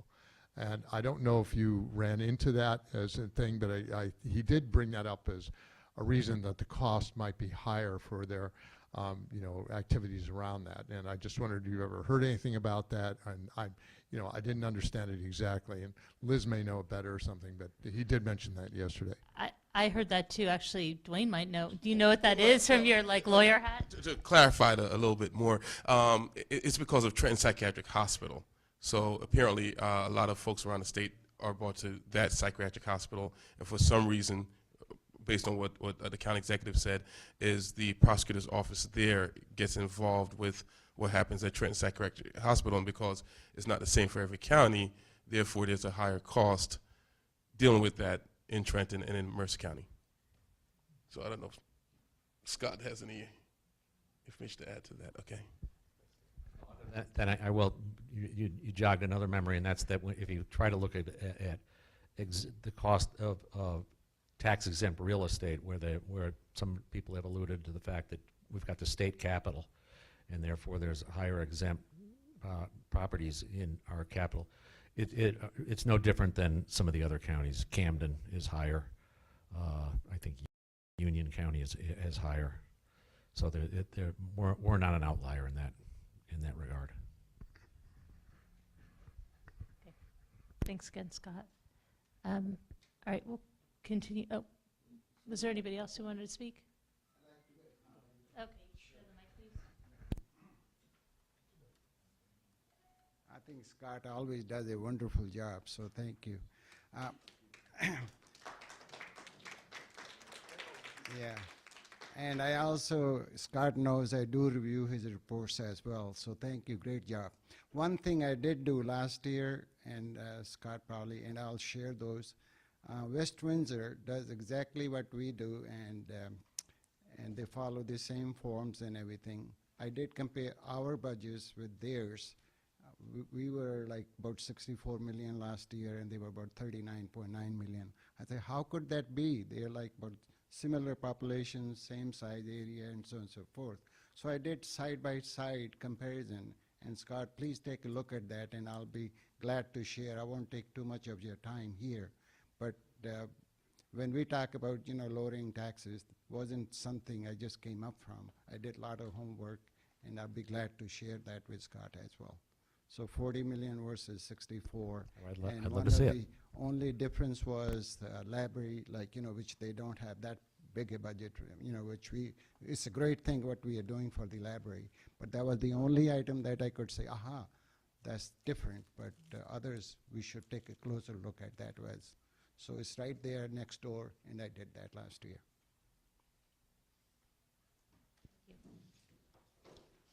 All right, so we'll continue with council and staff reports. Start with Ms. Fraga. I hope it's working.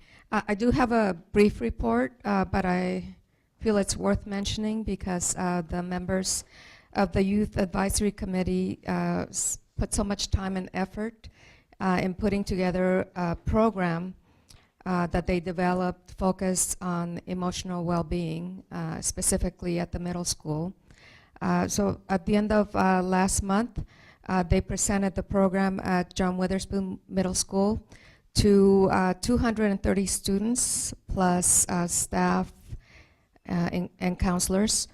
And from what I understand was that the adults were very surprised at how engaged the students were. They weren't expecting that because apparently often they attend these type of assemblies and they're not very engaged, but at this one they were, including they were asking a lot of questions, and it was evident based on the questions that they were asking, including on some very sensitive topics, that this was something that they felt was needed and welcomed. And it was so successful that the Youth Advisory Committee is actually in talks and looking at presenting this program at other schools, including the private schools and perhaps even the charter school. Great. And thank them on behalf of us, too. That's really terrific. Just a quick report, and I'll look to Mr. DeShield for some help on this. I'm sure that you've seen, council knows that we've done a study about the potential need for paid firefighters, and just wanted to report that a draft of the study was presented to the chiefs and presidents of all the fire departments.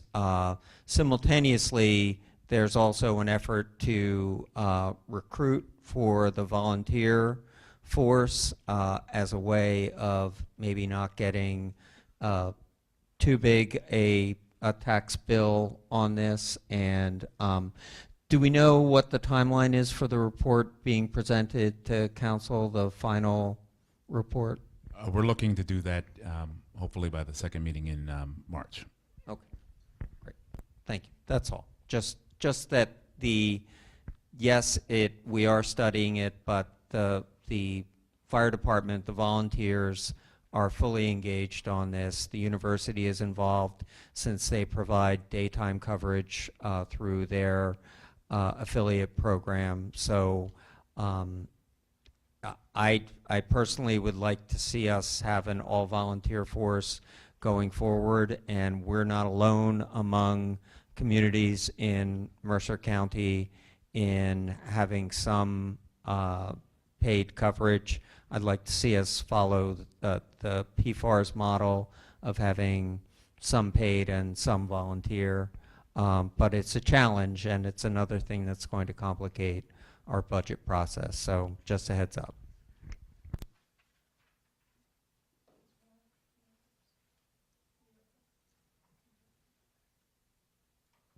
I have several reports. All right. So first, a report from the animal control officer about the deer management program. We are 1 week in. It has been successful so far with 101 deer harvested. I want to stress that in a manner that's safe for both the hunters and the community. Deer-related vehicle crashes reported to the authorities for 2018 were 47. An additional 106 dead deer with no police report were killed on the roadways. Most car insurance companies do not require a police report, so many encounters with deer go unreported. The deer management program will continue this month as weather allows. And I followed up. I was pretty sure that, in fact, the venison that is a result of the harvest was used, but the animal control officer assured me that every night he brings the meat to our contracted butcher. The meat is then processed and donated to food banks throughout the state. So hopefully we're both reducing the risk of motor vehicle accidents and also providing a healthy source of protein to people throughout the state. That's animal control. Moving on to health. This past Friday, the health department investigated an increase in the number of absences at JW compared to what is expected this time of year. John Witherspoon had over 200 absences on Friday due to some form of upper respiratory illnesses. The health department assisted the district with messaging to parents and precautions they can take to help reduce the spread of illness. And the health department would like me to remind you that it's not too late to get a flu shot. So far, the reports from today, which are preliminary, indicate not a big increase in the number of students out. So hopefully the intervention of the weekend kind of kept that potential increase in check. For the Public Transit Committee, the council is voting tonight on the establishment of a transit communications task force, which will focus with a report due to council in September. The goal of this task force will be to promote non-single occupant car transportation in Princeton by encouraging the use of public transit, biking, and walking options. The benefits of such a plan will include traffic reduction and health and environmental benefits. And finally, shade tree. The New Jersey Forestry Service has approved the second 5-year community forest management plan for Princeton. The plan was developed by the Shade Tree Commission and the town arborist using the state's guidelines and was reviewed and accepted by the mayor. The plan's intent is to direct available resources to the greatest area of need and to work in a systematic and efficient manner to achieve a sustainable municipal forest while reducing risks to property and public safety. The approved status conveys benefits and opportunities to the town. The benefits include liability protection under the New Jersey Tort Claims Act for the town and for shade tree members. In addition, the town can apply to receive grant money from the state. Thank you for that thorough report. And I just wanted to add one more thing to Shade Tree. The Shade Tree Commission has been instrumental in working with the New Jersey League of Municipalities in opposition to this really terrible bill, which is called something like the Vegetation Management Bill, that would essentially give utility companies total ability to chop down any tree they want, whether it's in the public right-of-way or on your property, on your private property. And it's just a crazy overreach. And it was sailing through the legislatures, and it was about to go to the governor's office for signature. And we said, wait, and it was our Shade Tree Commission that led the statewide fight on this, and they were successful in getting a stay on it. But it's coming back for a vote, I think on the 21st, and Shade Tree Commission has proposed a bunch of amendments. We're working with the League of Municipalities, so hopefully I think everybody realizes there needs to be a balance, and nobody likes it when the power goes out, so I think you don't want to have one extreme or the other, but hopefully the new legislation will help to strike a better balance and recognize that there's some communities that do put a huge investment in trees, that have an arborist, that have a shade tree commission, and that those are entities that should be involved in working together with the utility companies on any sort of trimming or cutting that's going on. So I had a couple more reports. I attended, I think last week, the New Jersey League of Municipalities is a mayor summit, and we heard a keynote from the Attorney General, and he focused his remarks on the relationship between local police and their communities, and I was very proud to be there as a Princetonian, just listening to he had 4 points he was making that each town he's encouraging to do, and we had done almost everything on his list. So one was demanding accountability from your chief through the sharing of data. The chief, he's not here tonight, but he's here once a month, sharing a police report with council, and he also does an annual report. And we are way ahead at reporting all of the on all the items that are being encouraged by the state. He's also encouraged towns to look at their fines and fees, especially in light of the Ferguson report, which I encourage. I think everybody on public safety has read it, and the chief said he's read it, I think, a half a dozen times, if not more. But it's a really important report, and I would encourage anybody here who's interested to take a look at the Ferguson report, looking at how that town was using fines and fees to basically use their residents as, especially residents who couldn't afford it, as piggy banks in a way that was really destructive of community relations. And also, they're working on instilling 21st century policing philosophy, which our chief has been talking about for as long as I can remember, I think for the past 5 years. So we're way ahead in that. The one thing we haven't done that the Attorney General was recommending is investing in body cameras. It's something that council's talked about, and it might be something that we want to bring back. I think public safety is going to be talking about it a bit more, about now that there's better guidance on there are issues about when do you leave it on, when do you turn it off, and I think there's some better guidance on that now. So it's probably something we want to look at this year. I also attended a meeting on agritourism at Terhune Farm, and it was attended by a lot of our local restaurateurs, by local hotels, including the Nassau Inn.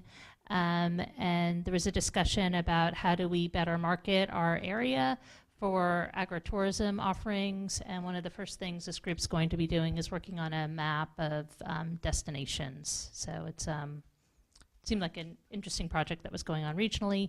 And finally, there was a meeting last week on the food waste program. It was very well attended. The whole main meeting room at Witherspoon Hall was filled up, and I want to thank Bob Huff and Matt Wasserman for doing a great job leading that meeting. We've gotten some interesting proposals, and we're hoping to have something concrete within 90 days to bring back to council to talk about what our next steps will be. With that, are there any staff reports? Staff reports? No staff reports? Okay. Then we'll move on to correspondence. The first is a letter to Governor Murphy about restoring the dinky service between Princeton and Princeton Junction. And I would say before council votes on this, I'm still collecting some signatures for it, and there might be some slight changes to it because it sounds like New Jersey Transit, well, I think I'm going to bring it back to council, but in the meantime, it might get sent just because time is a little bit of the essence. So I think if there's general agreement on the thrust of the letter, I'm going to continue to try to get some co-signatures for it and send it off. And then there's a second letter, which is a letter that we received from several members of the Princeton Merchants Association about their recommendations for parking. And I wanted to ask Administrator Shield if you can go over the letter and our process for how we're going to be responding to it. Thank you, Mayor. A number of merchants have raised a number of issues and concerns related to the mayor and council concerning some proposed adjustments to the parking system. In reviewing this letter, we agree with the merchants in terms of one statement that they made in the letter indicating that it would not be wise to kind of propose some partial fixes in haste, but to take a comprehensive approach and look at the entire system as we go along, and we do wholeheartedly agree with that. Consequently, we've studied their proposal, and where appropriate, we're going to take some actions now. In other cases where there's a need to obtain additional data to make a comprehensive decision, we're also going to do that. And I just wanted to go over some of the issues raised in it and where we're going with those issues. Those issues that take more comprehensive data, we'll be presenting that at an April parking meeting. After reviewing this letter, there are a couple of issues that we're currently working on. One in the area of loading zones. There was a recommendation to add meters to the loading zones and to have the meters operational during the times of days when the loading zone was not effective. One thing we've learned through this whole process, what we'd like to do is do a pilot program for that. So what we will be establishing is a pilot program at the Brooks Brothers loading zone. That in the next 30 days, we'll have a pilot program where we'll place meters at that location, and we'll see how that process works before, if it works successfully, we'll look to implement that throughout town. If not, we will look at other alternatives. In terms of the area of employee parking, we have solicited input from the Economic Development Committee on that area. In addition, is one of our goals to have that done in this quarter in terms of employee parking. The other area was to investigate the municipality's ability to either have fees or permits for tour buses coming into town. That's an initiative that was one Also, one of the Mayor and Council's goals and priorities for 2019, the Public Safety Committee has already taken that issue and begun to evaluate that issue, and we'll be hearing the results of that alternative will be evaluated. And then keeping with the whole idea of making really a comprehensive review of the system, there are some areas that recommendations in the letter that we would need to take some time to collect data over time in order to really make an informed decision. Those include reducing rates in the 2-hour zone, raising the 10-hour meters from 75 cents to $1, and raising the dinky rate from $4 to $5. And again, we want to take a comprehensive approach. As we look at that, we're in the process of collecting data that we can use to make an informed decision of what we do in terms of if there's a need to adjust rates. And then the final issue that was raised that we'll take under consideration by the merchants was moving the start time for parking from 9 a.m. to 8 a.m. And those were the issues that, again, as we say, we want to take a comprehensive approach to this. So those issues that we aren't currently working on, we will have the data that we need by the April meeting and make recommendations to council and do alternatives at that point. I just want to clarify one thing, and that's I think we should be careful about promises about employee parking. It's a really complicated issue. There are a lot more employees than there are parking spots in Princeton, and we haven't ever discussed it formally as a group that we were even going to take that on as a responsibility. So I think we need to have a larger conversation about that, and I just want to clarify because it kind of made it sound like we're going to solve the employee parking problem, and obviously we're not going to do that. We may try to, provide some options.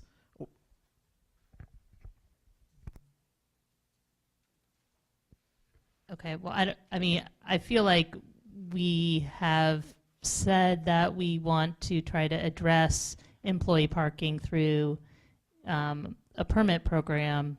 So I don't know if people are, I don't want to put people on the spot, but I think it is important to clarify that that is something we want to move forward with exploring. It was my understanding that it was always part 2 of the parking system examination overhaul, and so I think it's worth, obviously the first part is to have the discussion about going forward, but it was in our goals, was certainly listed. It was my understanding that it was always going to be part 2, and by permits, not just permit parking for employees, but permit parking on near-in neighborhoods like the Tree Streets and Witherspoon Jackson and Jugtown. Yeah, and I think to your point, I think that is important to say that if we have an employee permit program, it doesn't mean that we can guarantee every single employee will be eligible for a permit. And certainly some initial conversations, I know, like we were just here with President Eisgruber, and the university has made great strides in their traffic demand management program, and we don't want to have a program that undermines what the university is doing by having university professors being able to buy a street employee parking permit and get around some of the things and pressures that the university is trying to put on its own campus. So I think we want to make clear that it's not every single person is going to be eligible for a permit because we just don't have enough parking spots on the street. Oh, sorry. So, it's because I'm talking, so you can't turn on your mic. Sorry. I have the mic. But I do want to say that your point is well taken in that way, but I think there is, looking at the nods around the table, I think there is an understanding that we are going to look at the employee parking piece of this. I know, and maybe I haven't been vocal enough, but we never made a conscious decision or had it even in a public discussion about whether to do it. I think maybe that there were some recommendations from consultants and we glossed over them, and then people started acting as though it was a given that we were going to do that, and that is not what happened. And I know that because I'm very skeptical that we can solve the problem. And I also have questions about whether it's our obligation to help private businesses. But I'm just putting this out there because I'm going to be one of the counter devil's advocates on this, that whose responsibility is it to provide parking for a private business's employees. But we obviously we don't want to have that conversation now, but here.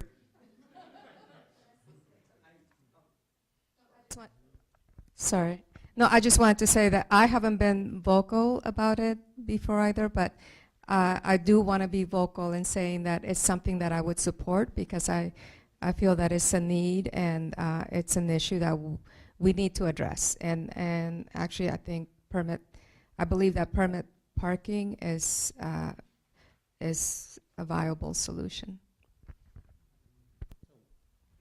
Just to what I was going to say when you handed me the mic was that I think it gives us an opportunity to look at what permits are out there and what lots that have permits that aren't being utilized, and also to maybe pilot an intercept parking system, which everyone seems to agree is good in theory, but if we could try, I mean, the hospital before it moved to Plainsboro was successfully doing intercept parking from the parking lot at the Princeton Shopping Center.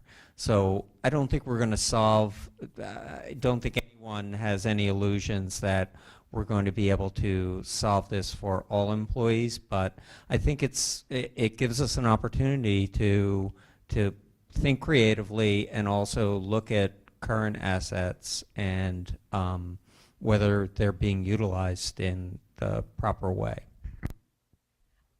I don't think that we should make any promises about solving the employee parking issue, but I think it is our obligation to take it on and consider it. And as I recall, the parking consultant stressed that employee parking was the linchpin. I remember that word very clearly, of solving of making progress on our parking issues. So again, I don't think we can promise a firm result, but I think a full discussion in which everyone has an opportunity to air their views and we discuss different options.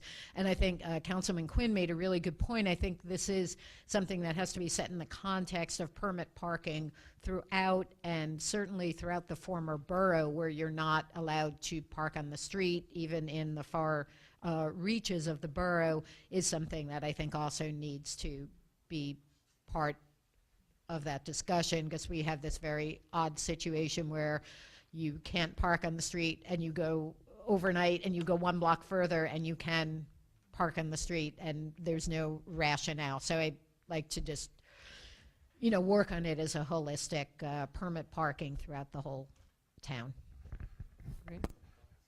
Yeah, everybody wants their say on parking. Just a couple of quick comments. Number one, as far as us as a council being concerned about employee parking, certainly that's how well the merchants do is essential to our town's economic viability. So we should certainly be concerned about it and should be concerned with coming up with possible solutions. Also, my second point is permit parking, will help the situation. It certainly will not provide the ultimate solution, and I think we ought to look at input, a lot of public input, how to come to solutions to deal with this issue. And I remember talking to my good friend, Dr. Surinder Sharma, who's sitting in the front, who just had some nice ideas for us to consider. And I think at the appropriate time, I'd love to hear Surinder's comments in public, and also the comments of the rest of our public, so to speak, so we can come up with ideas to ultimately solve this problem. Great, thank you. All right, and then just to add to Mr. DeShield's report, he referred to the parking meeting in April. That's going to be on April 15th at 7 p.m. I don't know if we have a location for that yet, probably in the community room. Yeah, I'm not sure yet, but it's, we'll post it up on the calendar. And just looking at, I don't see the authors of that letter here tonight, so if you can draft up your report so that we can send it to them so they have a formal response, I think that would be great. All right, is there anything else for Mr. DeShield on the parking before we move on? Okay, if not, then we'll come to the first public hearing of this evening, which is for ordinance 2019-1, an ordinance of the municipality of Princeton concerning metered parking and parking rates and amending the code of the borough of Princeton, New Jersey, 1974 to establish all-day parking on Witherspoon Street, Green Street to Lytle in lieu of the existing 3-hour parking time limit, and correct the table format of the Spring Street garage parking rates. And we had had a lot of public comment when this was introduced, and at the time explained that because of the way the ordinance is noticed with the public hearing, we're holding the public hearing tonight, although we did hear from the public at the introduction, and I think it's council's intention to vote this ordinance down. But before we do that, I would like to open up the public hearing if anybody would like to say anything else on this ordinance. And if not, do we make a motion to oppose, or do we vote yes or no? Is the motion to?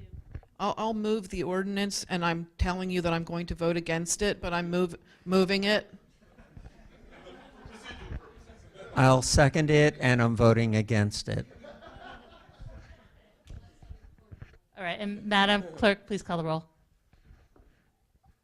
Ms. Niedergang? Ms. Cramiller? Mr. Quinn? No. Ms. Fraga? No. Mr. Williamson? An emphatic no. Okay, so the ordinance does not pass. And again, I want to thank everybody who came and spoke at when this was introduced, and to thank everybody for helping us as we try to tweak the parking system in a way that's going to work for everyone. All right, next is ordinance 2019-3, an ordinance by the municipality of Princeton authorizing the appointment of alternate members to the Public Transit Advisory Committee and Corner House Board and amending the code of the Borough of Princeton, New Jersey, 1974. And this ordinance was in part to just address, we have a lot of really great applications and wanted to expand both of these boards to accommodate some of the residents who offered to volunteer. So I'd like to open up the public hearing on this ordinance. Before we open the public hearing, I'm not sure if this is the right order. I just wanted to bring up again the point that I brought up about it. It still says that two people shall be members of the Public Transit Committee, and just ask that that be removed, which I understand can be done. Is it the reference to the Public Two- Transit I'm Committee sorry, or Complete Streets? two of whom right? shall be members of Complete Streets. Yes, Sorry. that change should be made before, yeah, it can be made tonight prior to council acting on the ordinance, and that's not a substantial change. Okay, perfect, thank you. I don't think there's anybody who'd like to speak as part of the public hearing, so would you want to make a motion to amend the ordinance to take out the reference to the Complete Streets Committee? I do want to do that. I make a motion to amend the ordinance to take out the reference to the Complete Streets Committee. Second. Okay, so it's been moved by Ms. Niedergang and seconded by Mr. Quinn. Do we need a roll call vote for an amend? Okay, so please call the roll. Ms. Niedergang? Yes. Ms. Cramiller? Yes. Mr. Quinn? Yes. Ms. Fraga? Yes. Mr. Williamson? Yes. Okay, and is there a motion to approve the ordinance as amended? So moved. It's been moved by Mr. Quinn and seconded by Ms. Fraga. Madam Clerk, please call the roll. Ms. Niedergang? Yes. Ms. Cramiller? Yes. Mr. Quinn? Yes. Ms. Fraga? Yes. Mr. Williamson? Yes. All right, and the ordinance passes unanimously. Next, we come to 2019-4, an ordinance by the municipality of Princeton regarding the changes to the Civil Rights Commission and amending the code of the Borough of Princeton, New Jersey, 1974. And I'd like to open up the public hearing on this ordinance, if there's anybody who'd like to speak to it. All right. Seeing no one, I'll close the public hearing. Oh, all right.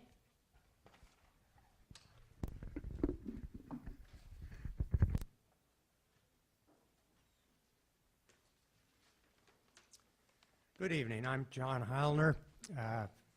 Hopefully House Circle soon.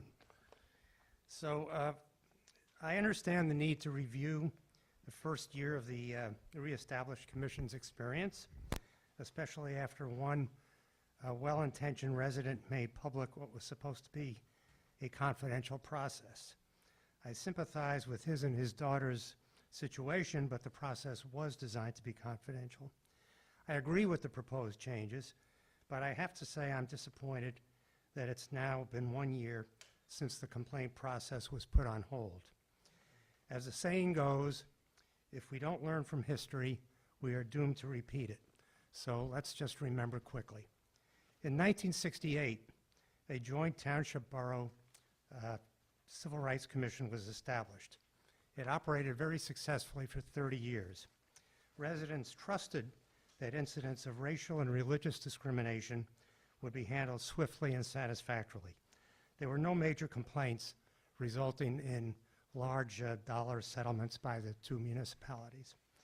In 1998, there was a reorganization, and the CRC was unfortunately disbanded, and its duties were turned over to the Executive Director of Human Services.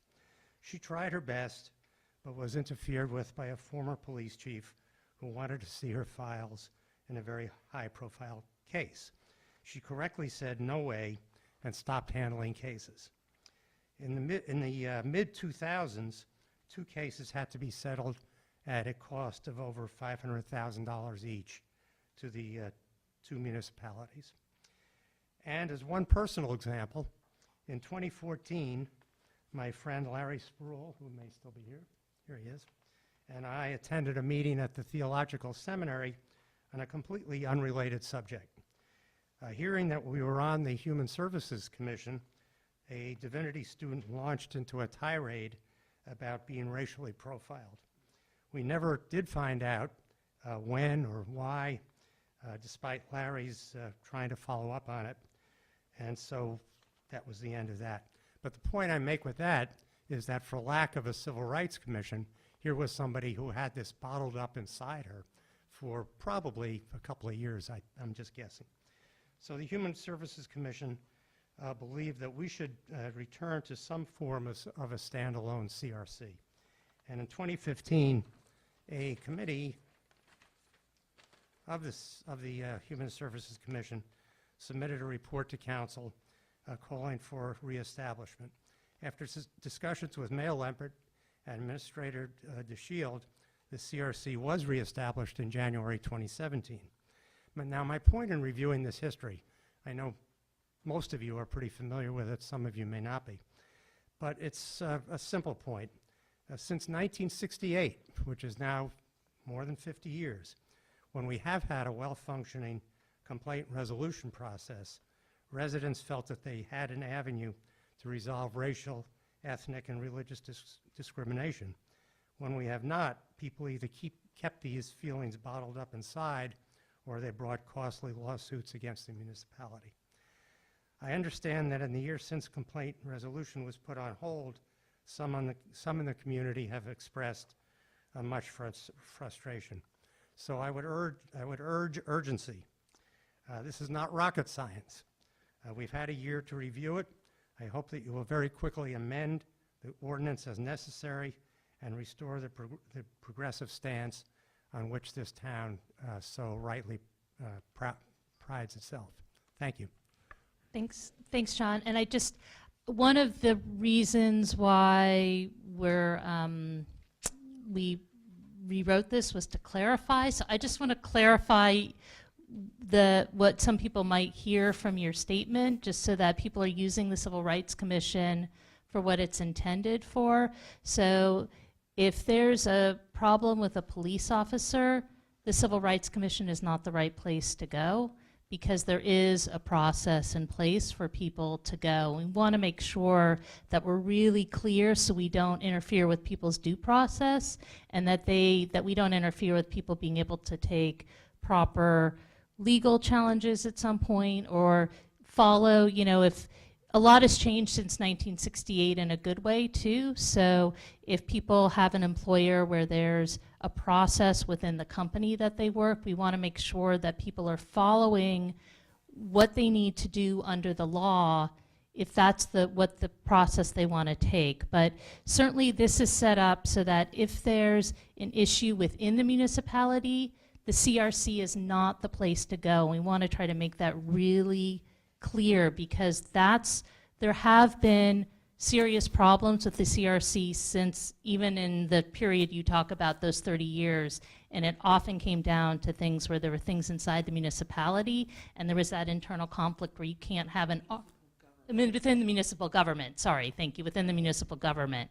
So we just want to make sure that that's clear to the public, especially tonight, that was the reason why, part of the reason why that was rewriting some of these to make it clear, because we thought it wasn't quite clear. The other thing we wanted to make clear was this is a really important process, because sometimes people don't want to go through legal channels. Sometimes people just want to sit down and solve a problem. And that's what this is intended to do, is to sit down and solve a problem. So it depends what the person making the complaint is looking for. If they're looking for that, if they're looking for an apology, if they're looking for just an improvement of a situation, this is a great process. If they're looking for policy change, this isn't the right process for policy change, because if you're talking about a governmental entity, the way to do policy change is at a meeting like this. You have to do it out in public. You can't go and talk to a couple, members of the CRC and get guarantees for a policy change, or you can't go to members of the CRC and get a monetary settlement, right? So we just want to make clear what it is. But I think one of the main things that's really important to make clear is it's not a vehicle for a problem with a municipal employee, because we have a formal process for that, and it's really important we go through our formal process.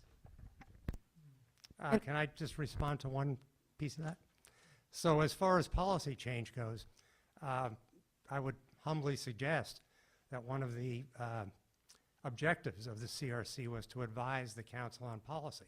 Right. And I think if a member of the public has something that regards civil rights, they may well want to come to the CRC and talk about it, and then go through that process of having the CRC talk with the full council. Definitely, but not, yes, that's through, I think there's different things that the CRC does, but through the complaint process, if the resolution of the complaint is a policy change, that's also something hard for this subcommittee of the CRC to do, because they're not the governmental agency that's ultimately going to be making that decision. But yeah, definitely one of the things we're looking to the CRC to do, and they've already started to do it, is to make recommendations to the council to improve policy. So thank you.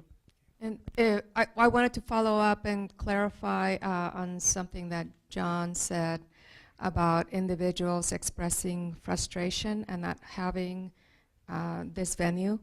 From what I understand, it wasn't the individuals that have expressed frustration was not because of issues they had with the municipality, but that it was actually issues that in their mind could have been resolved just by sitting at the table, and that it didn't rise to the level to where they felt they needed to go to the state or hire an attorney. So I just wanted to clarify that.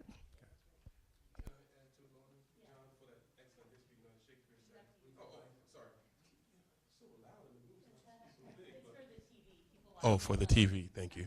Okay. Yeah, John, just wanted to thank you for that very thorough history. As Shakespeare said, the past is prologue. And as you so astutely said earlier, if we don't look at history, as the old saying goes, we're doomed to repeat it. So thanks again. Thank you.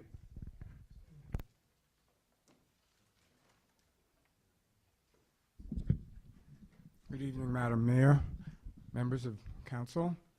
I'm Daniel Harris, as you know, 28 Dodds Lane in Princeton. I have a frog in my throat. Its name is not Kermit. I hope you will forgive me. It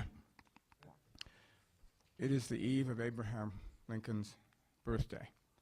When the birthdays of the presidents were smudged together, we lost a point of remembrance that is very, very important to our deliberations, your deliberations tonight.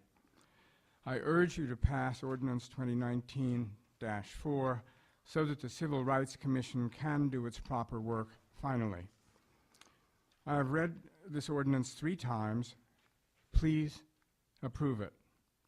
Princeton Municipality needs this ordinance and a fully enabled CRC.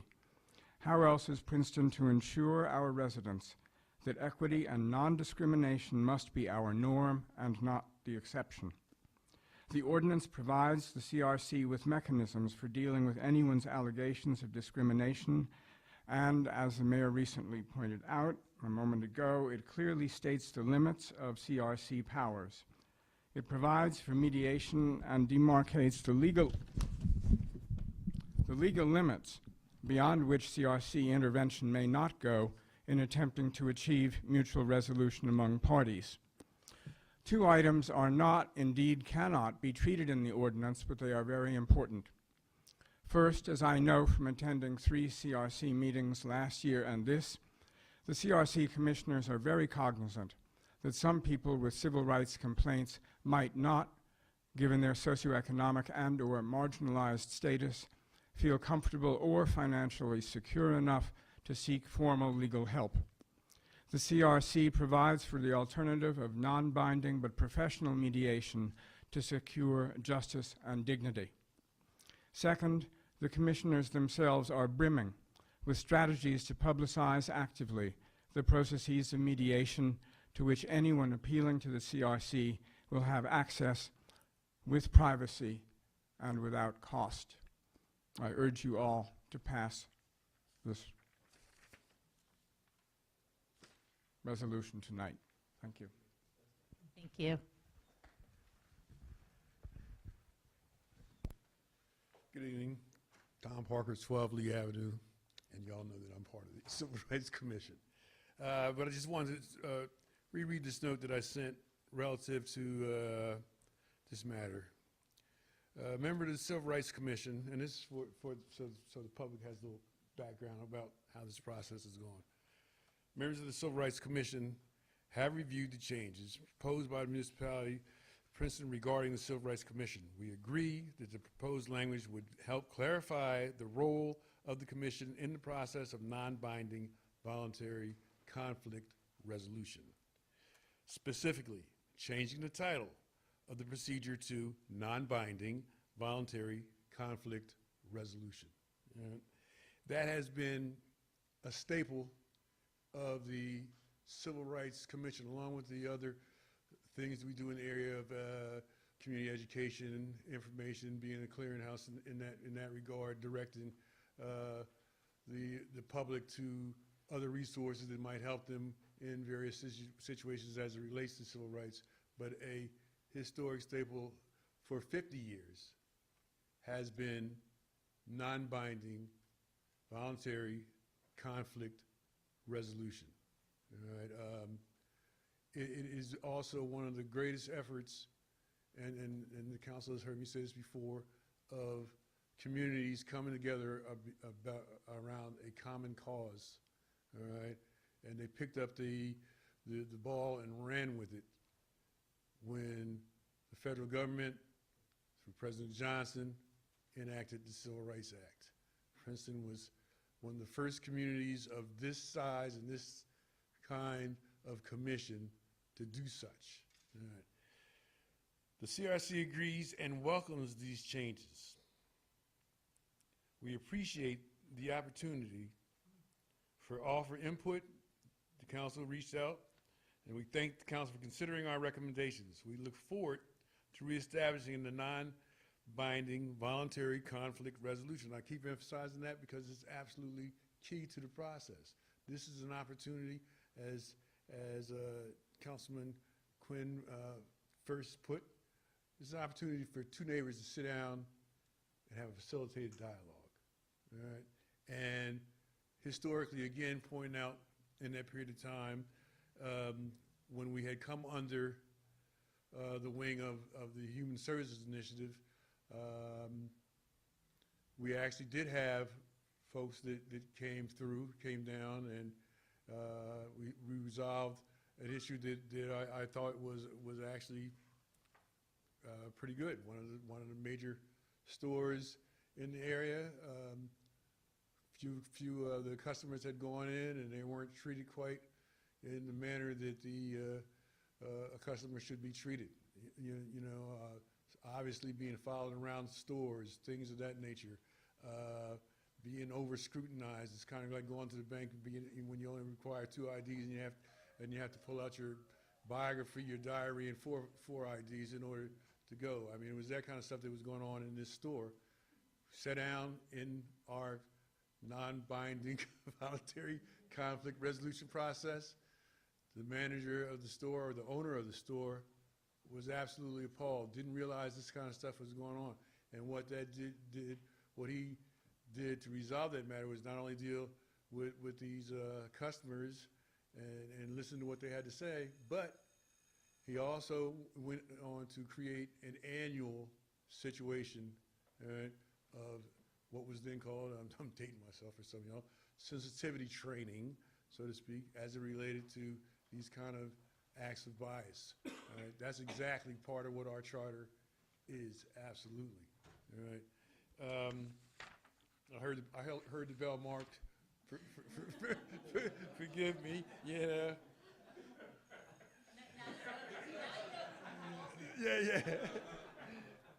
The requirement to review the resolution process was established in the procedures adopted by the council at the time of the ordinance reestablishing the Civil Rights Commission as a standalone commission, and this was adopted.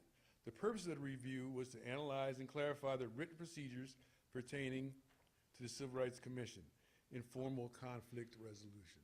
Right? I want to thank not only the council for putting this forward, but Councilman Quinn, Councilwoman Fraga, and the illustrious and wonderful former Councilman Lance Liverman, who spent all this time putting this together, all right, and then again reviewing the process with the Civil Rights Commission. I think that, with the clarity in the wording, it'll help. This ain't the Grammys,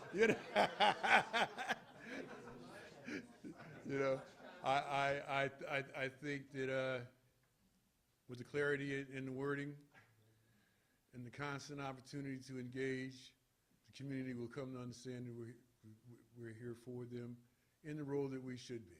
All right? And I would urge that we pass this ordinance this evening. Thank you. Thank you. I want to thank you too, Tommy, for all the work that you put into this. And this is a community that realizes how important process is. And so I think that nobody can say that we didn't think a lot about the CRC process, and hopefully that will make it better when people are coming, because it does serve a really important purpose in the community. And we're all looking forward to having now I can't remember what it's called. You've said it so many times, but I was like, wow, he said it so many times. It's like I'll never forget it. But non-binding voluntary conflict resolution. Fern, go ahead. I'm just going to keep this short and sweet. I'm just going to say, do the right thing. Okay? All right. Is there anybody else who'd like to speak? Okay. Before we move in, I just want to thank Mr. Parker for his leadership of the commission through this review process, and the members of the commission who were patient while we went through this. We had a very thorough process. We had a 50-page report that got whittled down to a 5-page report with some pretty solid recommendations, and sometimes government doesn't move quite as fast as some people expect, but I think that this is a good outcome, and I'd like to move approval. Second. All right, so moved by Mr. Quinn, seconded by Ms. Fraga. Madam Clerk, please call the roll. Ms. Niedergang? Yes. Ms. Miller? Yes. Mr. Quinn? Yes. Ms. Fraga? Yes. Mr. Williamson? Absolutely, yes. All right, the ordinance is approved unanimously.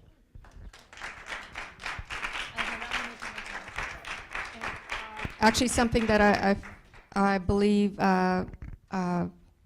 Commissioner or Chair Parker failed to mention that the commissioners had asked when can they get started in putting the process in place. Oh, I think you can start with the training immediately. The ordinance usually doesn't go into effect until it's printed, which is Friday. Okay, then I should point out as far as training, I understand that some current commissioners have actually already gone through the training. So, Yeah, I was trying not to be real wordy. oh, really? But yeah, no, we have gone through the training. We have created a relationship with the Attorney General's office, State Division of Civil Rights. They've already actually agreed to come back and do a follow-up to the training that they did, as well as open up a program for the new commissioners to go through the same process. I also wanted to mention, and I know it was already pointed out, that the policies and procedures will also need some edits as far as the name of the non-binding voluntary conflict resolution. And also, while we're at it, one of our commissioners pointed out that there was a typo in one of the sections that could be corrected. I think it could be easily corrected, so just a matter of editing some of the names. Right.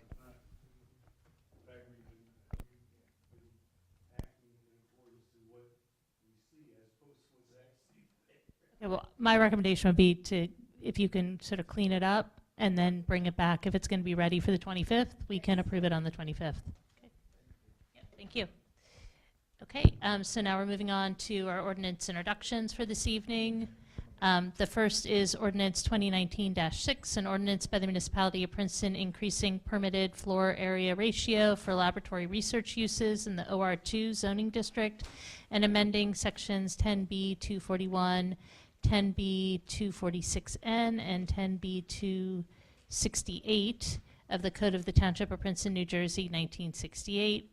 Ordinance amendment section 10B 10B-241 definitions and 10B 246 OR2 zone FAR. That's like a mouthful. But I wanted to invite up Michael Laplace, who's our new planner. If there's anybody from council who has any questions about this ordinance, essentially what it does is it does increase the allowable FAR in the OR2 to incentivize research and development functions there. Thank you, Mayor. Can you hear me? Yes. Okay. I just wanted to add that this is consistent with a theme that we've heard this evening, going from your discussion with the university president about economic viability of our town, as well as even in the parking discussion where we talked about economic viability.